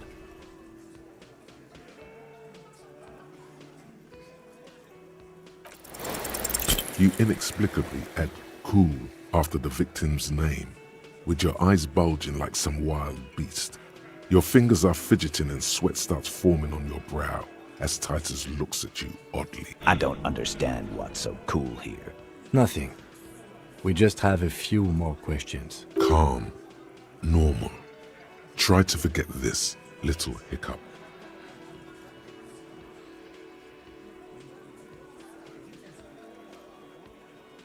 Relationship? There was no fucking relationship. He raped her. That's... Something is off here. His anger is... Was like that karaoke incident all over again. Or like some of the other girls he was harassing. Okay, enough.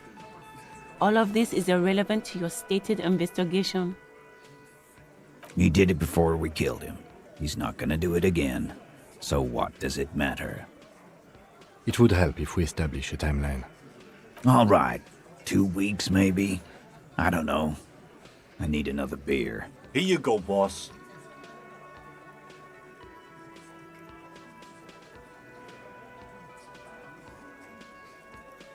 I know her. How well? A small twitch in the corner of Kim's mouth. He has a hunch about what knowing means. Well enough, Copper. We party. She's been here for a few months.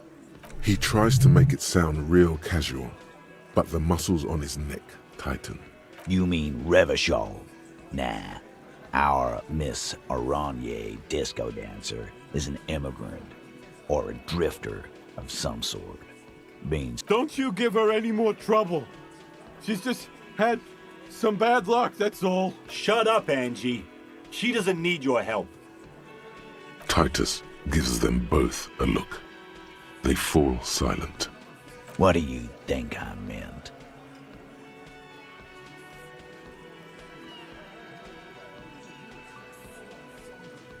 Yeah, tons of it. All the songs. No, we just fucked. That's all. I'm not gonna give you any details if that's what you're after. He's doing a good job here. A commendable performance of I don't give a shit. You don't know her. Good boy. Remember what I said. Freight train. Again? Yeah, whatever.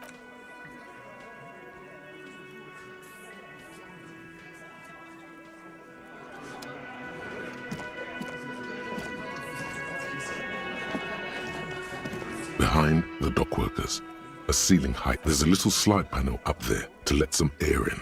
No need to. There's a yellow ribbon tied to. Someone hid the key in the bush and attached a yellow ribbon to make it easy. It's close enough to the latch up there. Huh? And I need the fatty to get his feet amputated because the smell is killing me. God damn it, Dennis. You know I can't help it.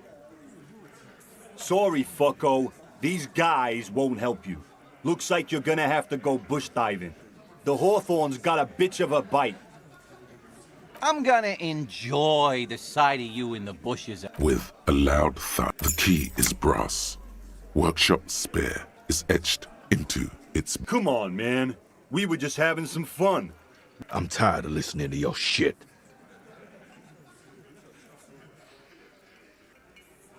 Don't thank me. I don't give two shit. Didn't even know it was there. Boys. No, you didn't. Never even seen it. Someone must have hidden it there before this room became our place. It could open the door in the kitchen. The blue door. It says workshops. It's worth a try.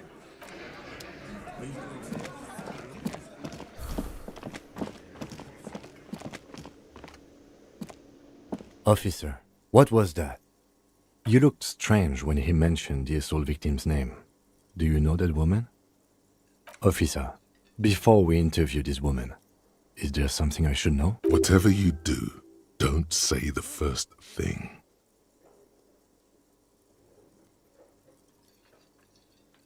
Understood. You were not in good shape on Monday. Okay, that's manageable.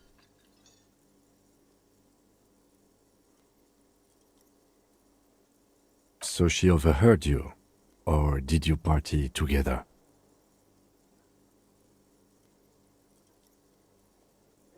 Anything else? That's clearly your interrogation technique. We'll be all right, Lieutenant. You feel fortified by his assurance. Is it though? Nothing? You're still in for a bumpy ride here. You see a heavy steel door. The key fits the dimple. The darkness before you smells like...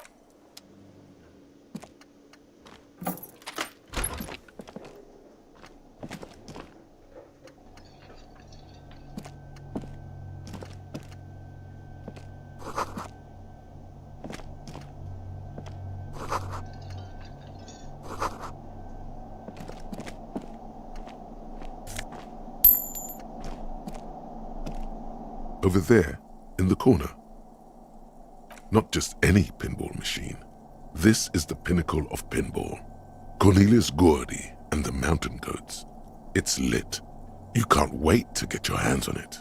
The pinball machine. Gordy's Goats. A classic. A little. Feels like a lot. Too much to play it again.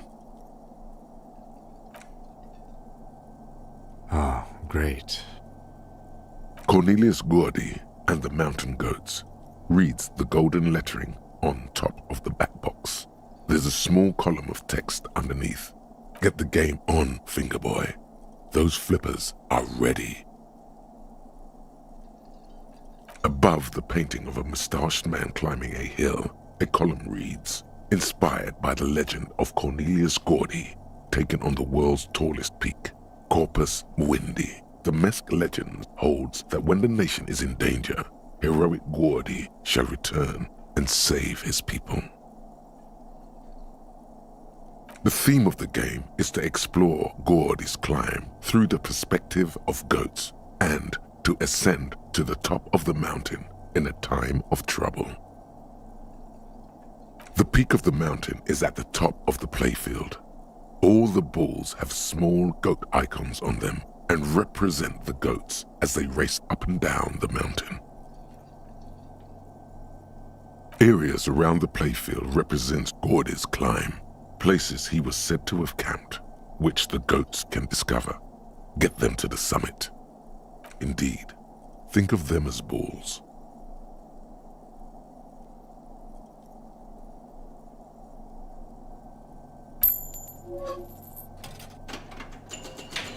It takes a while to get into a rhythm, but pretty soon you're able to keep 3 goat-faced balls in play with relative ease. Go, go, Fingerboy. I feel sorry for the goats. If they only knew the kind of guy old Cornelius really was.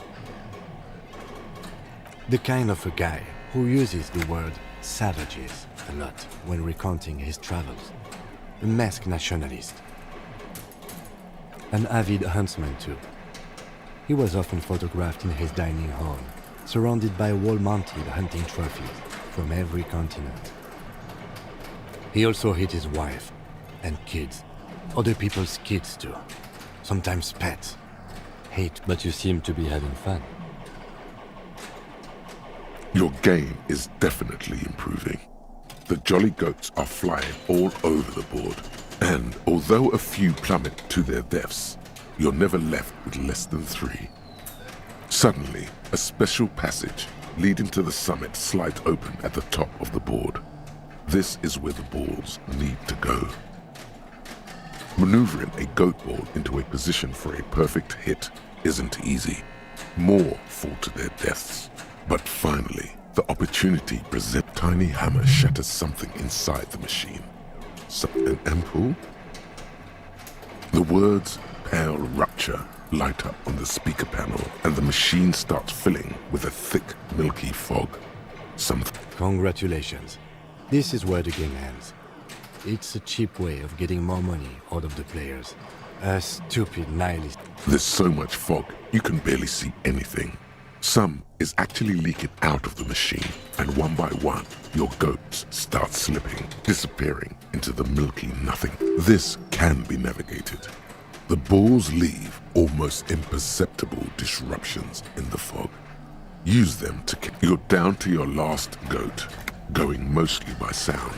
Eyes are useless at this point, but that goat is something special. 5 times you snatch him back from the jaws of death. You're in a perfectly balanced system where neither you nor the pal is able to get the upper hand. This could go on forever. I am. I've seen it before. Played it too. You will eventually make a mistake, and then it's all over. How, if you can't even see it? The last goat plummets into the fog with almost suicidal glee. There goes nothing, Fingerboy. All these mesmerizing machines, just waiting to be plugged back. Feels like it might jump back to life any moment. The lights illuminating the white-robed woman. Some kind of inane pinball theme, probably related to Messina during the DeLorean age. The history themes are... Diora was one of the 3 crown cities of the DeLorean era, on the Muindi Isola, the others being the Lieutenant grimaces looking at the machines. You can't fire them up. They are broken. Only that one machine in the main hall works. The Royalist Pinball.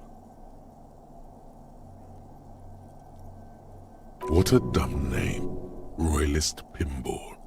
If they weren't broken, he would kick one of these machines about now. No, I love it. I love pinball. Who doesn't love pinball? Let's move on. He doesn't. No.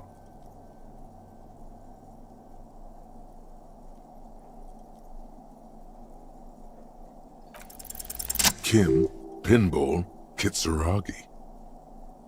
Exactly. That's what he's known as. His reputation precedes him. So now he remembers.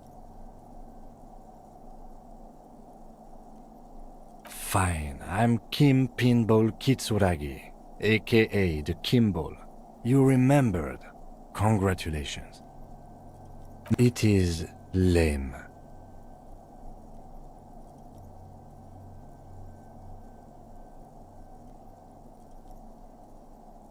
I am not called Pinball. It was used to taunt me a long time ago, before I became a homicide detective and got my lieutenancy. Fine. I was a juvenile police officer for over 15 years. It's how I started out in the RCM. Once I had to infiltrate a pinball ring, as you do when you're a juvie cop. It was not okay. I needed to become a pinball champion. I trained for 9 months. The job was successful and I was moved out of the juvenile wing to homicide. End of story. That time is over now. I was already a 38-year-old man. It was unbecoming, as was playing pinball. So that's why he doesn't want to talk to Kuno. Trauma and stressor disorder from being a juvie cop. It's best if you handle the juvenile delinquents. Lieutenant Kitsuragi is good too. Now we really need to continue our...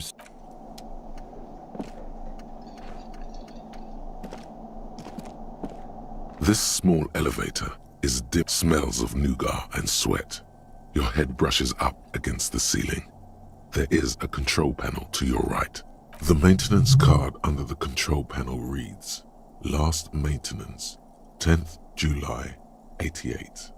There are large rectangular buttons, monter, descend, and an international call for emergency assistance.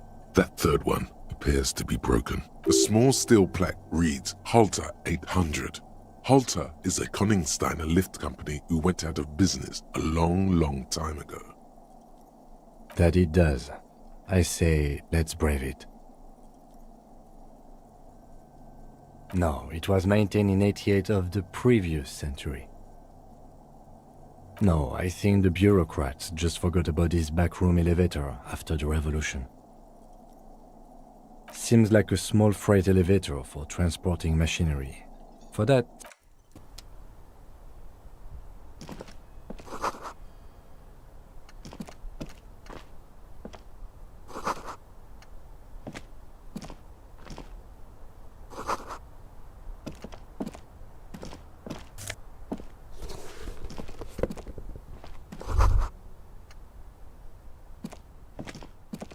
You clearly see footprints in the downy carpet of... Jackpot. These, unlike everything else here, are new. 3 weeks maximum. From the This is so good it makes him forget the whole Kim. This isn't bad at all. It was a good idea to see where that door leads. Commendable work bringing us to this place.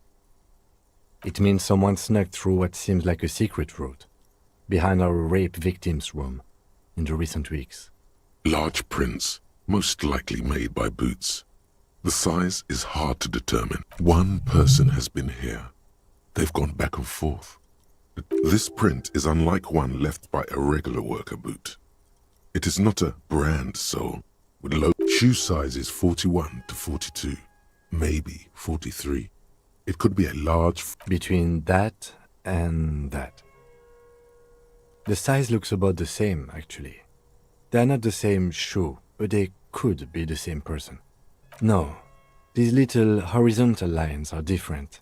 They look custom-made to me. Or everything around you is quiet. The prints crisscross the workshop floor. So this is where they brought 40 pinball machines to fix them up. The lieutenant looks around the dusty, crowded room, inspecting the tools on the shelf. At some point, 20 years ago, 15 maybe, before pinball went out of vogue. Looks like it. I'm guessing Martinez North 22 used to be a pinball arcade before it became a hostel. There are machines left over. A creak. Some dust falls downstairs in the hall, next to the main door. One of them even works. I've seen one of the hardest bang. Remember the dice maker? Then that means... Ah, yes, as the novelty dice maker said.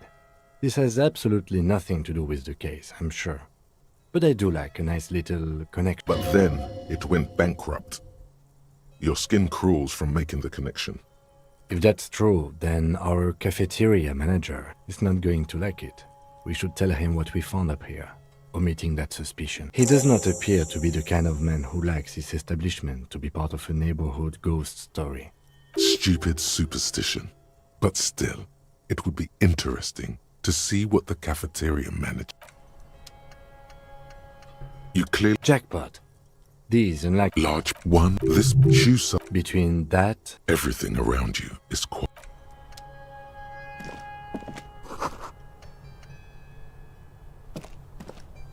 The door is small but heavy looking. Unless we've veered off into a folded M dimension, I'm expecting to step out on the roof. We could ask Glacier about this route. Folded M dimension. A reference to the popular science fiction series, In System. Look who's in a good mood.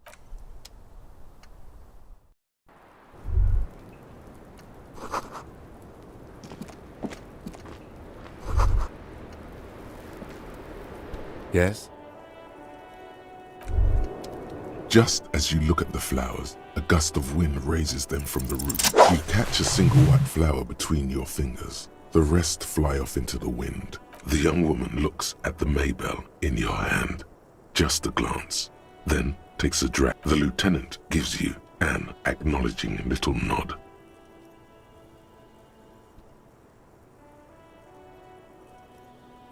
Probably for the best. Your 9mm semi-automatic finger pistols are not a toy to be...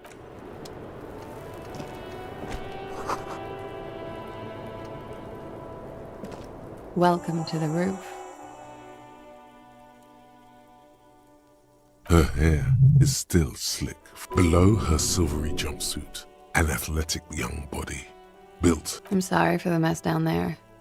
The cleaning lady hasn't come by in days. I'm beginning to wonder if she ever will. It's much nicer now. Where the dead body used to hang, clearly visible from the roof. Thank you for that, officers. There is something in her light brown eyes, a sadness, when she thinks about the death of that man. Oh yes, legends of room number 1 have made their way around the building. They say a portal to hell has opened in there. They also say it's why the cleaning lady quit. I'm Kim Kitsuragi. I'm a detective from Precinct 57. I believe you have already met my colleague from Precinct 41. Have I ever? This is the biggest fan of ostentatious orchestrations I have seen in my life. Oh yeah, Life gets hard, but we go. The chorus of the 35 single, megaphoning the entire human race, instills you with the fuck it all swagger that prompts one to plow into grannies on your morning stroll. I can see that. I'm glad all this onward going has brought you to me. Miss, we are investigating the murder of the man down there. The people who put him there have asked us to talk to you. Huh. I see. What could she be thinking of? It's hard to say. Her shoulders are relaxed. It's like she's disappointed this wasn't about more entertaining matters. Clausier Amandu. Same name that Titus gave you. It sounds Orani. Her birthmarks also signal Oranje. You don't know why, but Orani's girls tend to come speckled with them. Right, sir. Vredefort, Republic of Oranje. I guess you could say I am an Oranese expatriate. A bad memory, officer. The Republic of Oranje is a democratic nation on the Muindi Isola, north of here, over the sea and across the Pale. It is one of the 6 major Occidental nations to hold stake in the continued occupation of Revachol, the coalition. People consider it a reasonable superpower. They will make you into a fiscal colony, divert your natural resources, hold patents and shares, but they won't threaten to wipe you out anytime, like Revachol did in its prime. Of lilacs and lightning, parks, glass, duraluminium. Vredefort is a conference city. It's always autumn there. A night. At least it was for me. What's so bad about that? Nothing, if you're no longer there. I'm 28.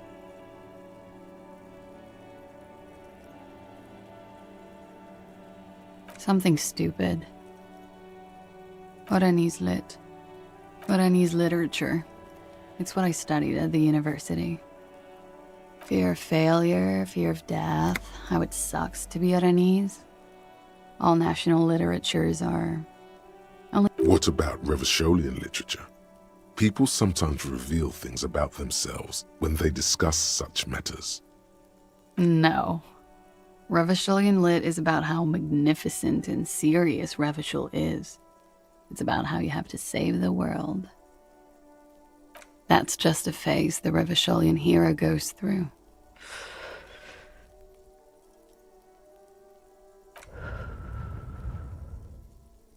Before they plunge into full core. She seems quite relaxed for a victim of assault.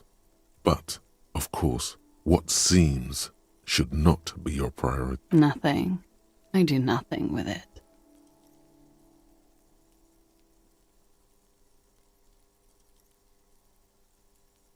Cool. I've made more money by just being than I have with Oranese lit. Many things. A roller skating instructor, a secretary, Miss Oranje 37. It's the world's most tired smile. Of course she won a beauty pageant. She's very symmetrical. I'm afraid you can't off. Why is that? Because it's buried in a sealed plastic bag at an undisclosed location on the coast, along with cash and airline tickets. Thank you for your candor. Why? They say so in your tourist brochure. Keep travel documents away from your person when west of the river. Look, officers, I like this place, but I don't want to be stuck wandering the city like a ghost after being robbed of my travel documents. I don't want to become an indentured servant in a brothel on Boogie Street, and I don't want my relatives to pay the ransom. There are plenty of other reasons for hiding your documents from the law. It's also why I hid it. Why else? I'm an unpopular girl. There are people back home who don't like me. If they show up, I'm in a hurry. The kind of hurry where you can't afford to not find your documents. But don't worry, this has nothing to do with your investigation. I would love to change the subject. It's not important. Unless I'm some kind of suspect. Phew. Playfully. She doesn't seem to be overly distressed. Or distressed at all, really. If I were to lie to you, I would come up with a more mainstream name than Clausia Mondu. She seems to be telling the truth, sire. Okie dokie. If any of this made her nervous, it certainly doesn't show in her expression or her movements. The record. So official.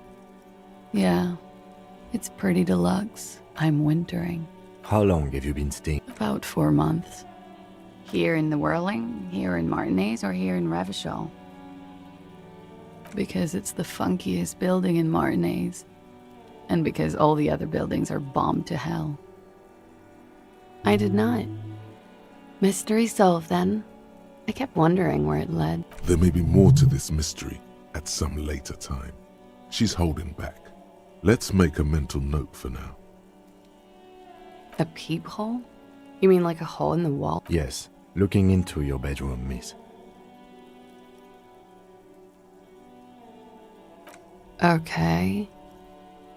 A jitter of fear and disgust moves through her body, beginning from her shoulders and ending in her hips. The cigarette tastes foul to her now. Do you think this is somehow connected to me? Okay.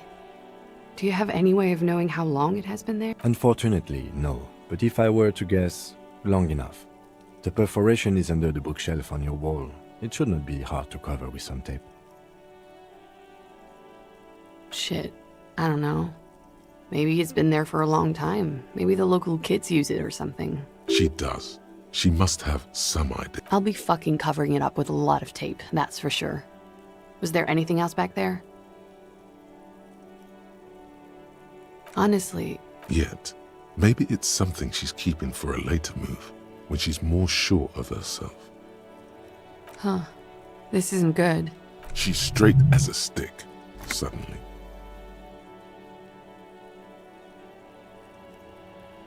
Okay. I'm glad someone's had fun. Mm-hmm. She's lost in thought. Eyes narrowed. Forehead furrowed. Okay.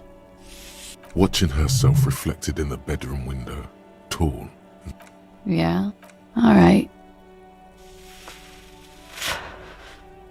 It's a bit early in the morning for rape.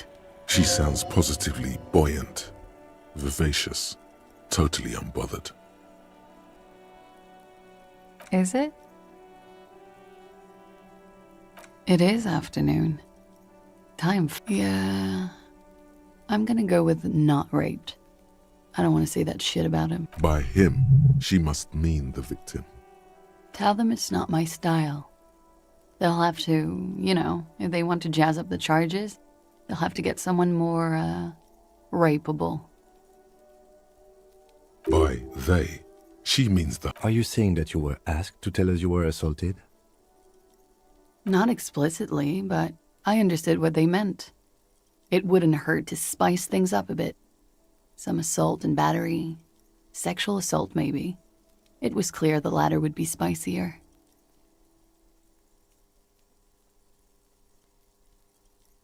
Pretty much. Warming them. I'm 89% sure. You know how it is. Do you? Maybe you don't. There are numerous cigarette burns on those silvery scales. Easy to see now that you're... In conclusion, officer, I'm gonna go with a mild to medium not raped here. She takes a long, hard drag off her cigarette, then stretch. You hear cracking in her shoulders. We partied. From Titus. About her and Titus's relationship. That's where you heard it.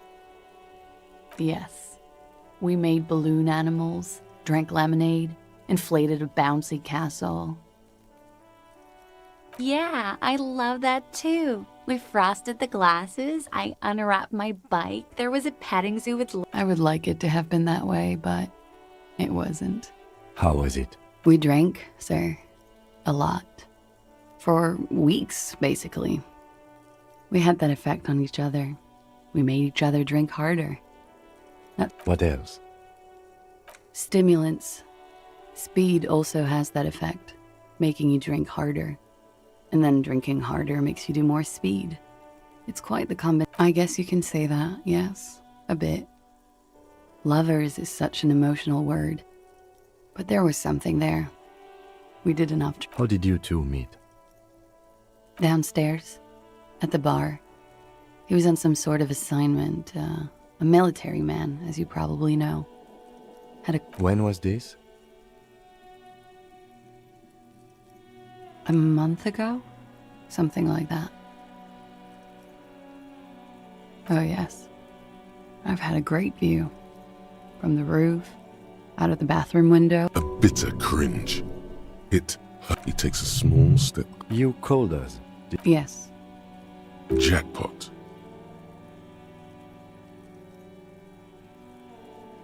I made it. And I would appreciate it if you didn't tell everyone. In Martinez, they call it snitching. Reporting crimes is confidential in Revachol, miss. Because I couldn't handle it anymore. None of these people called. He just kept hanging there. Then they started stripping him.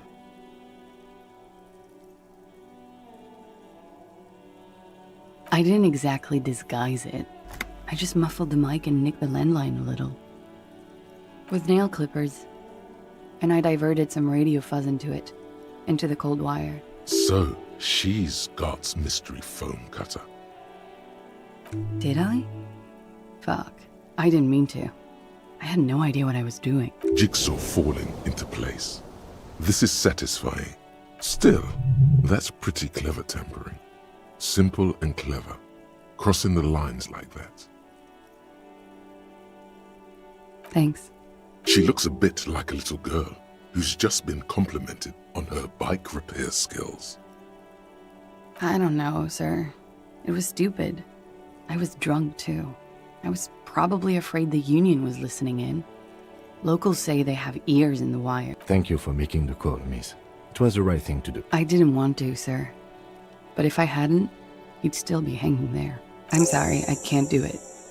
Not right now. Later, maybe. I keep seeing him. Like he is now. I can't talk about his... I don't know. Hair. I know it's difficult, miss. We can return to it later. He had something to do with the strike. One has been roiling since I got here. Rotten timing. But you probably know. And his role in this strike was... I think he was in a security detail. He was ex-military, worked for Wild Pines, and against the Union. We didn't discuss work much, if you know what I mean. But I understood it was dangerous. And they lynched him for it? She nods. Bullet? They shot him too? I'm not picking up on any theatercraft here, sir. The pause is... They stripped his clothes and they shot him? You mean after they hanged him? I'm confused, sorry. So am I. Were you aware that he had also been shot, miss? Things are starting to go a little over my head here. I thought he was hanged.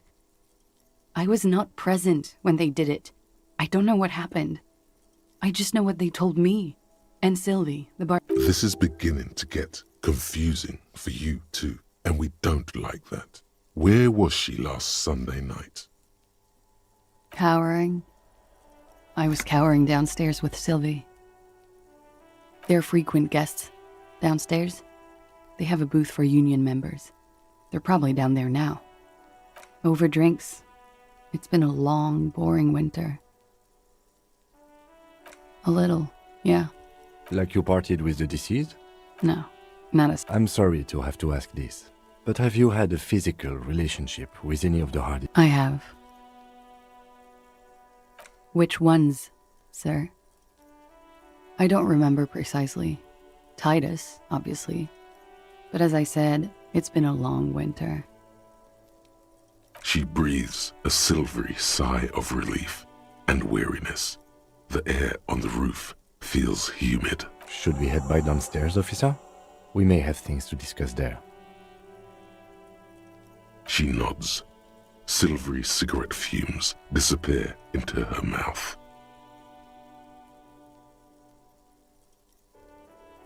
Not my favorite topic, but how about we, change the subject to something more lighthearted now?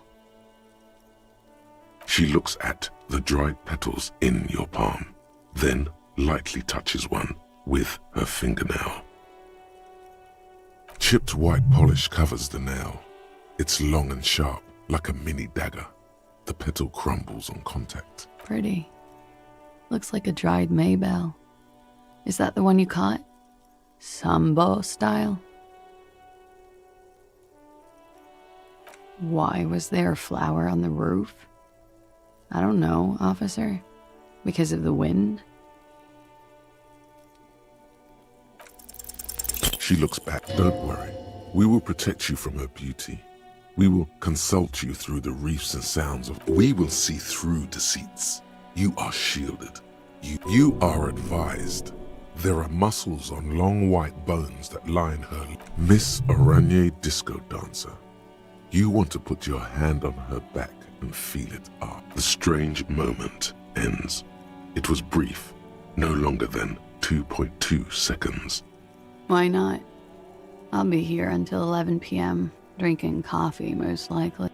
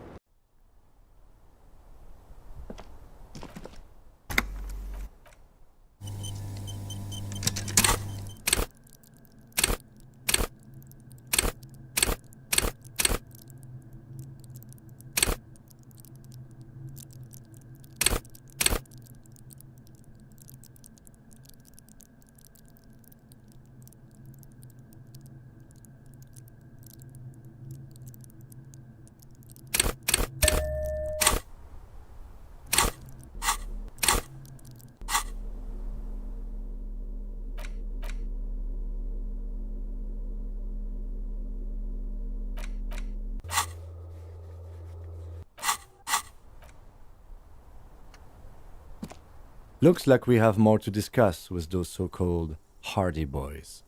Half their reasoning just went out the window. Nothing will make them respect the RCM, but it will disrupt the game they prepared for us.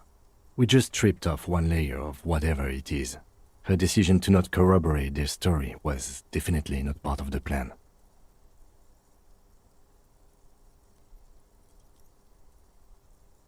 What else could she have done? Lie? She saw there was no way to lie and get away with it. If not you, then me. It was a smart move from her. You think so? She seemed forthcoming.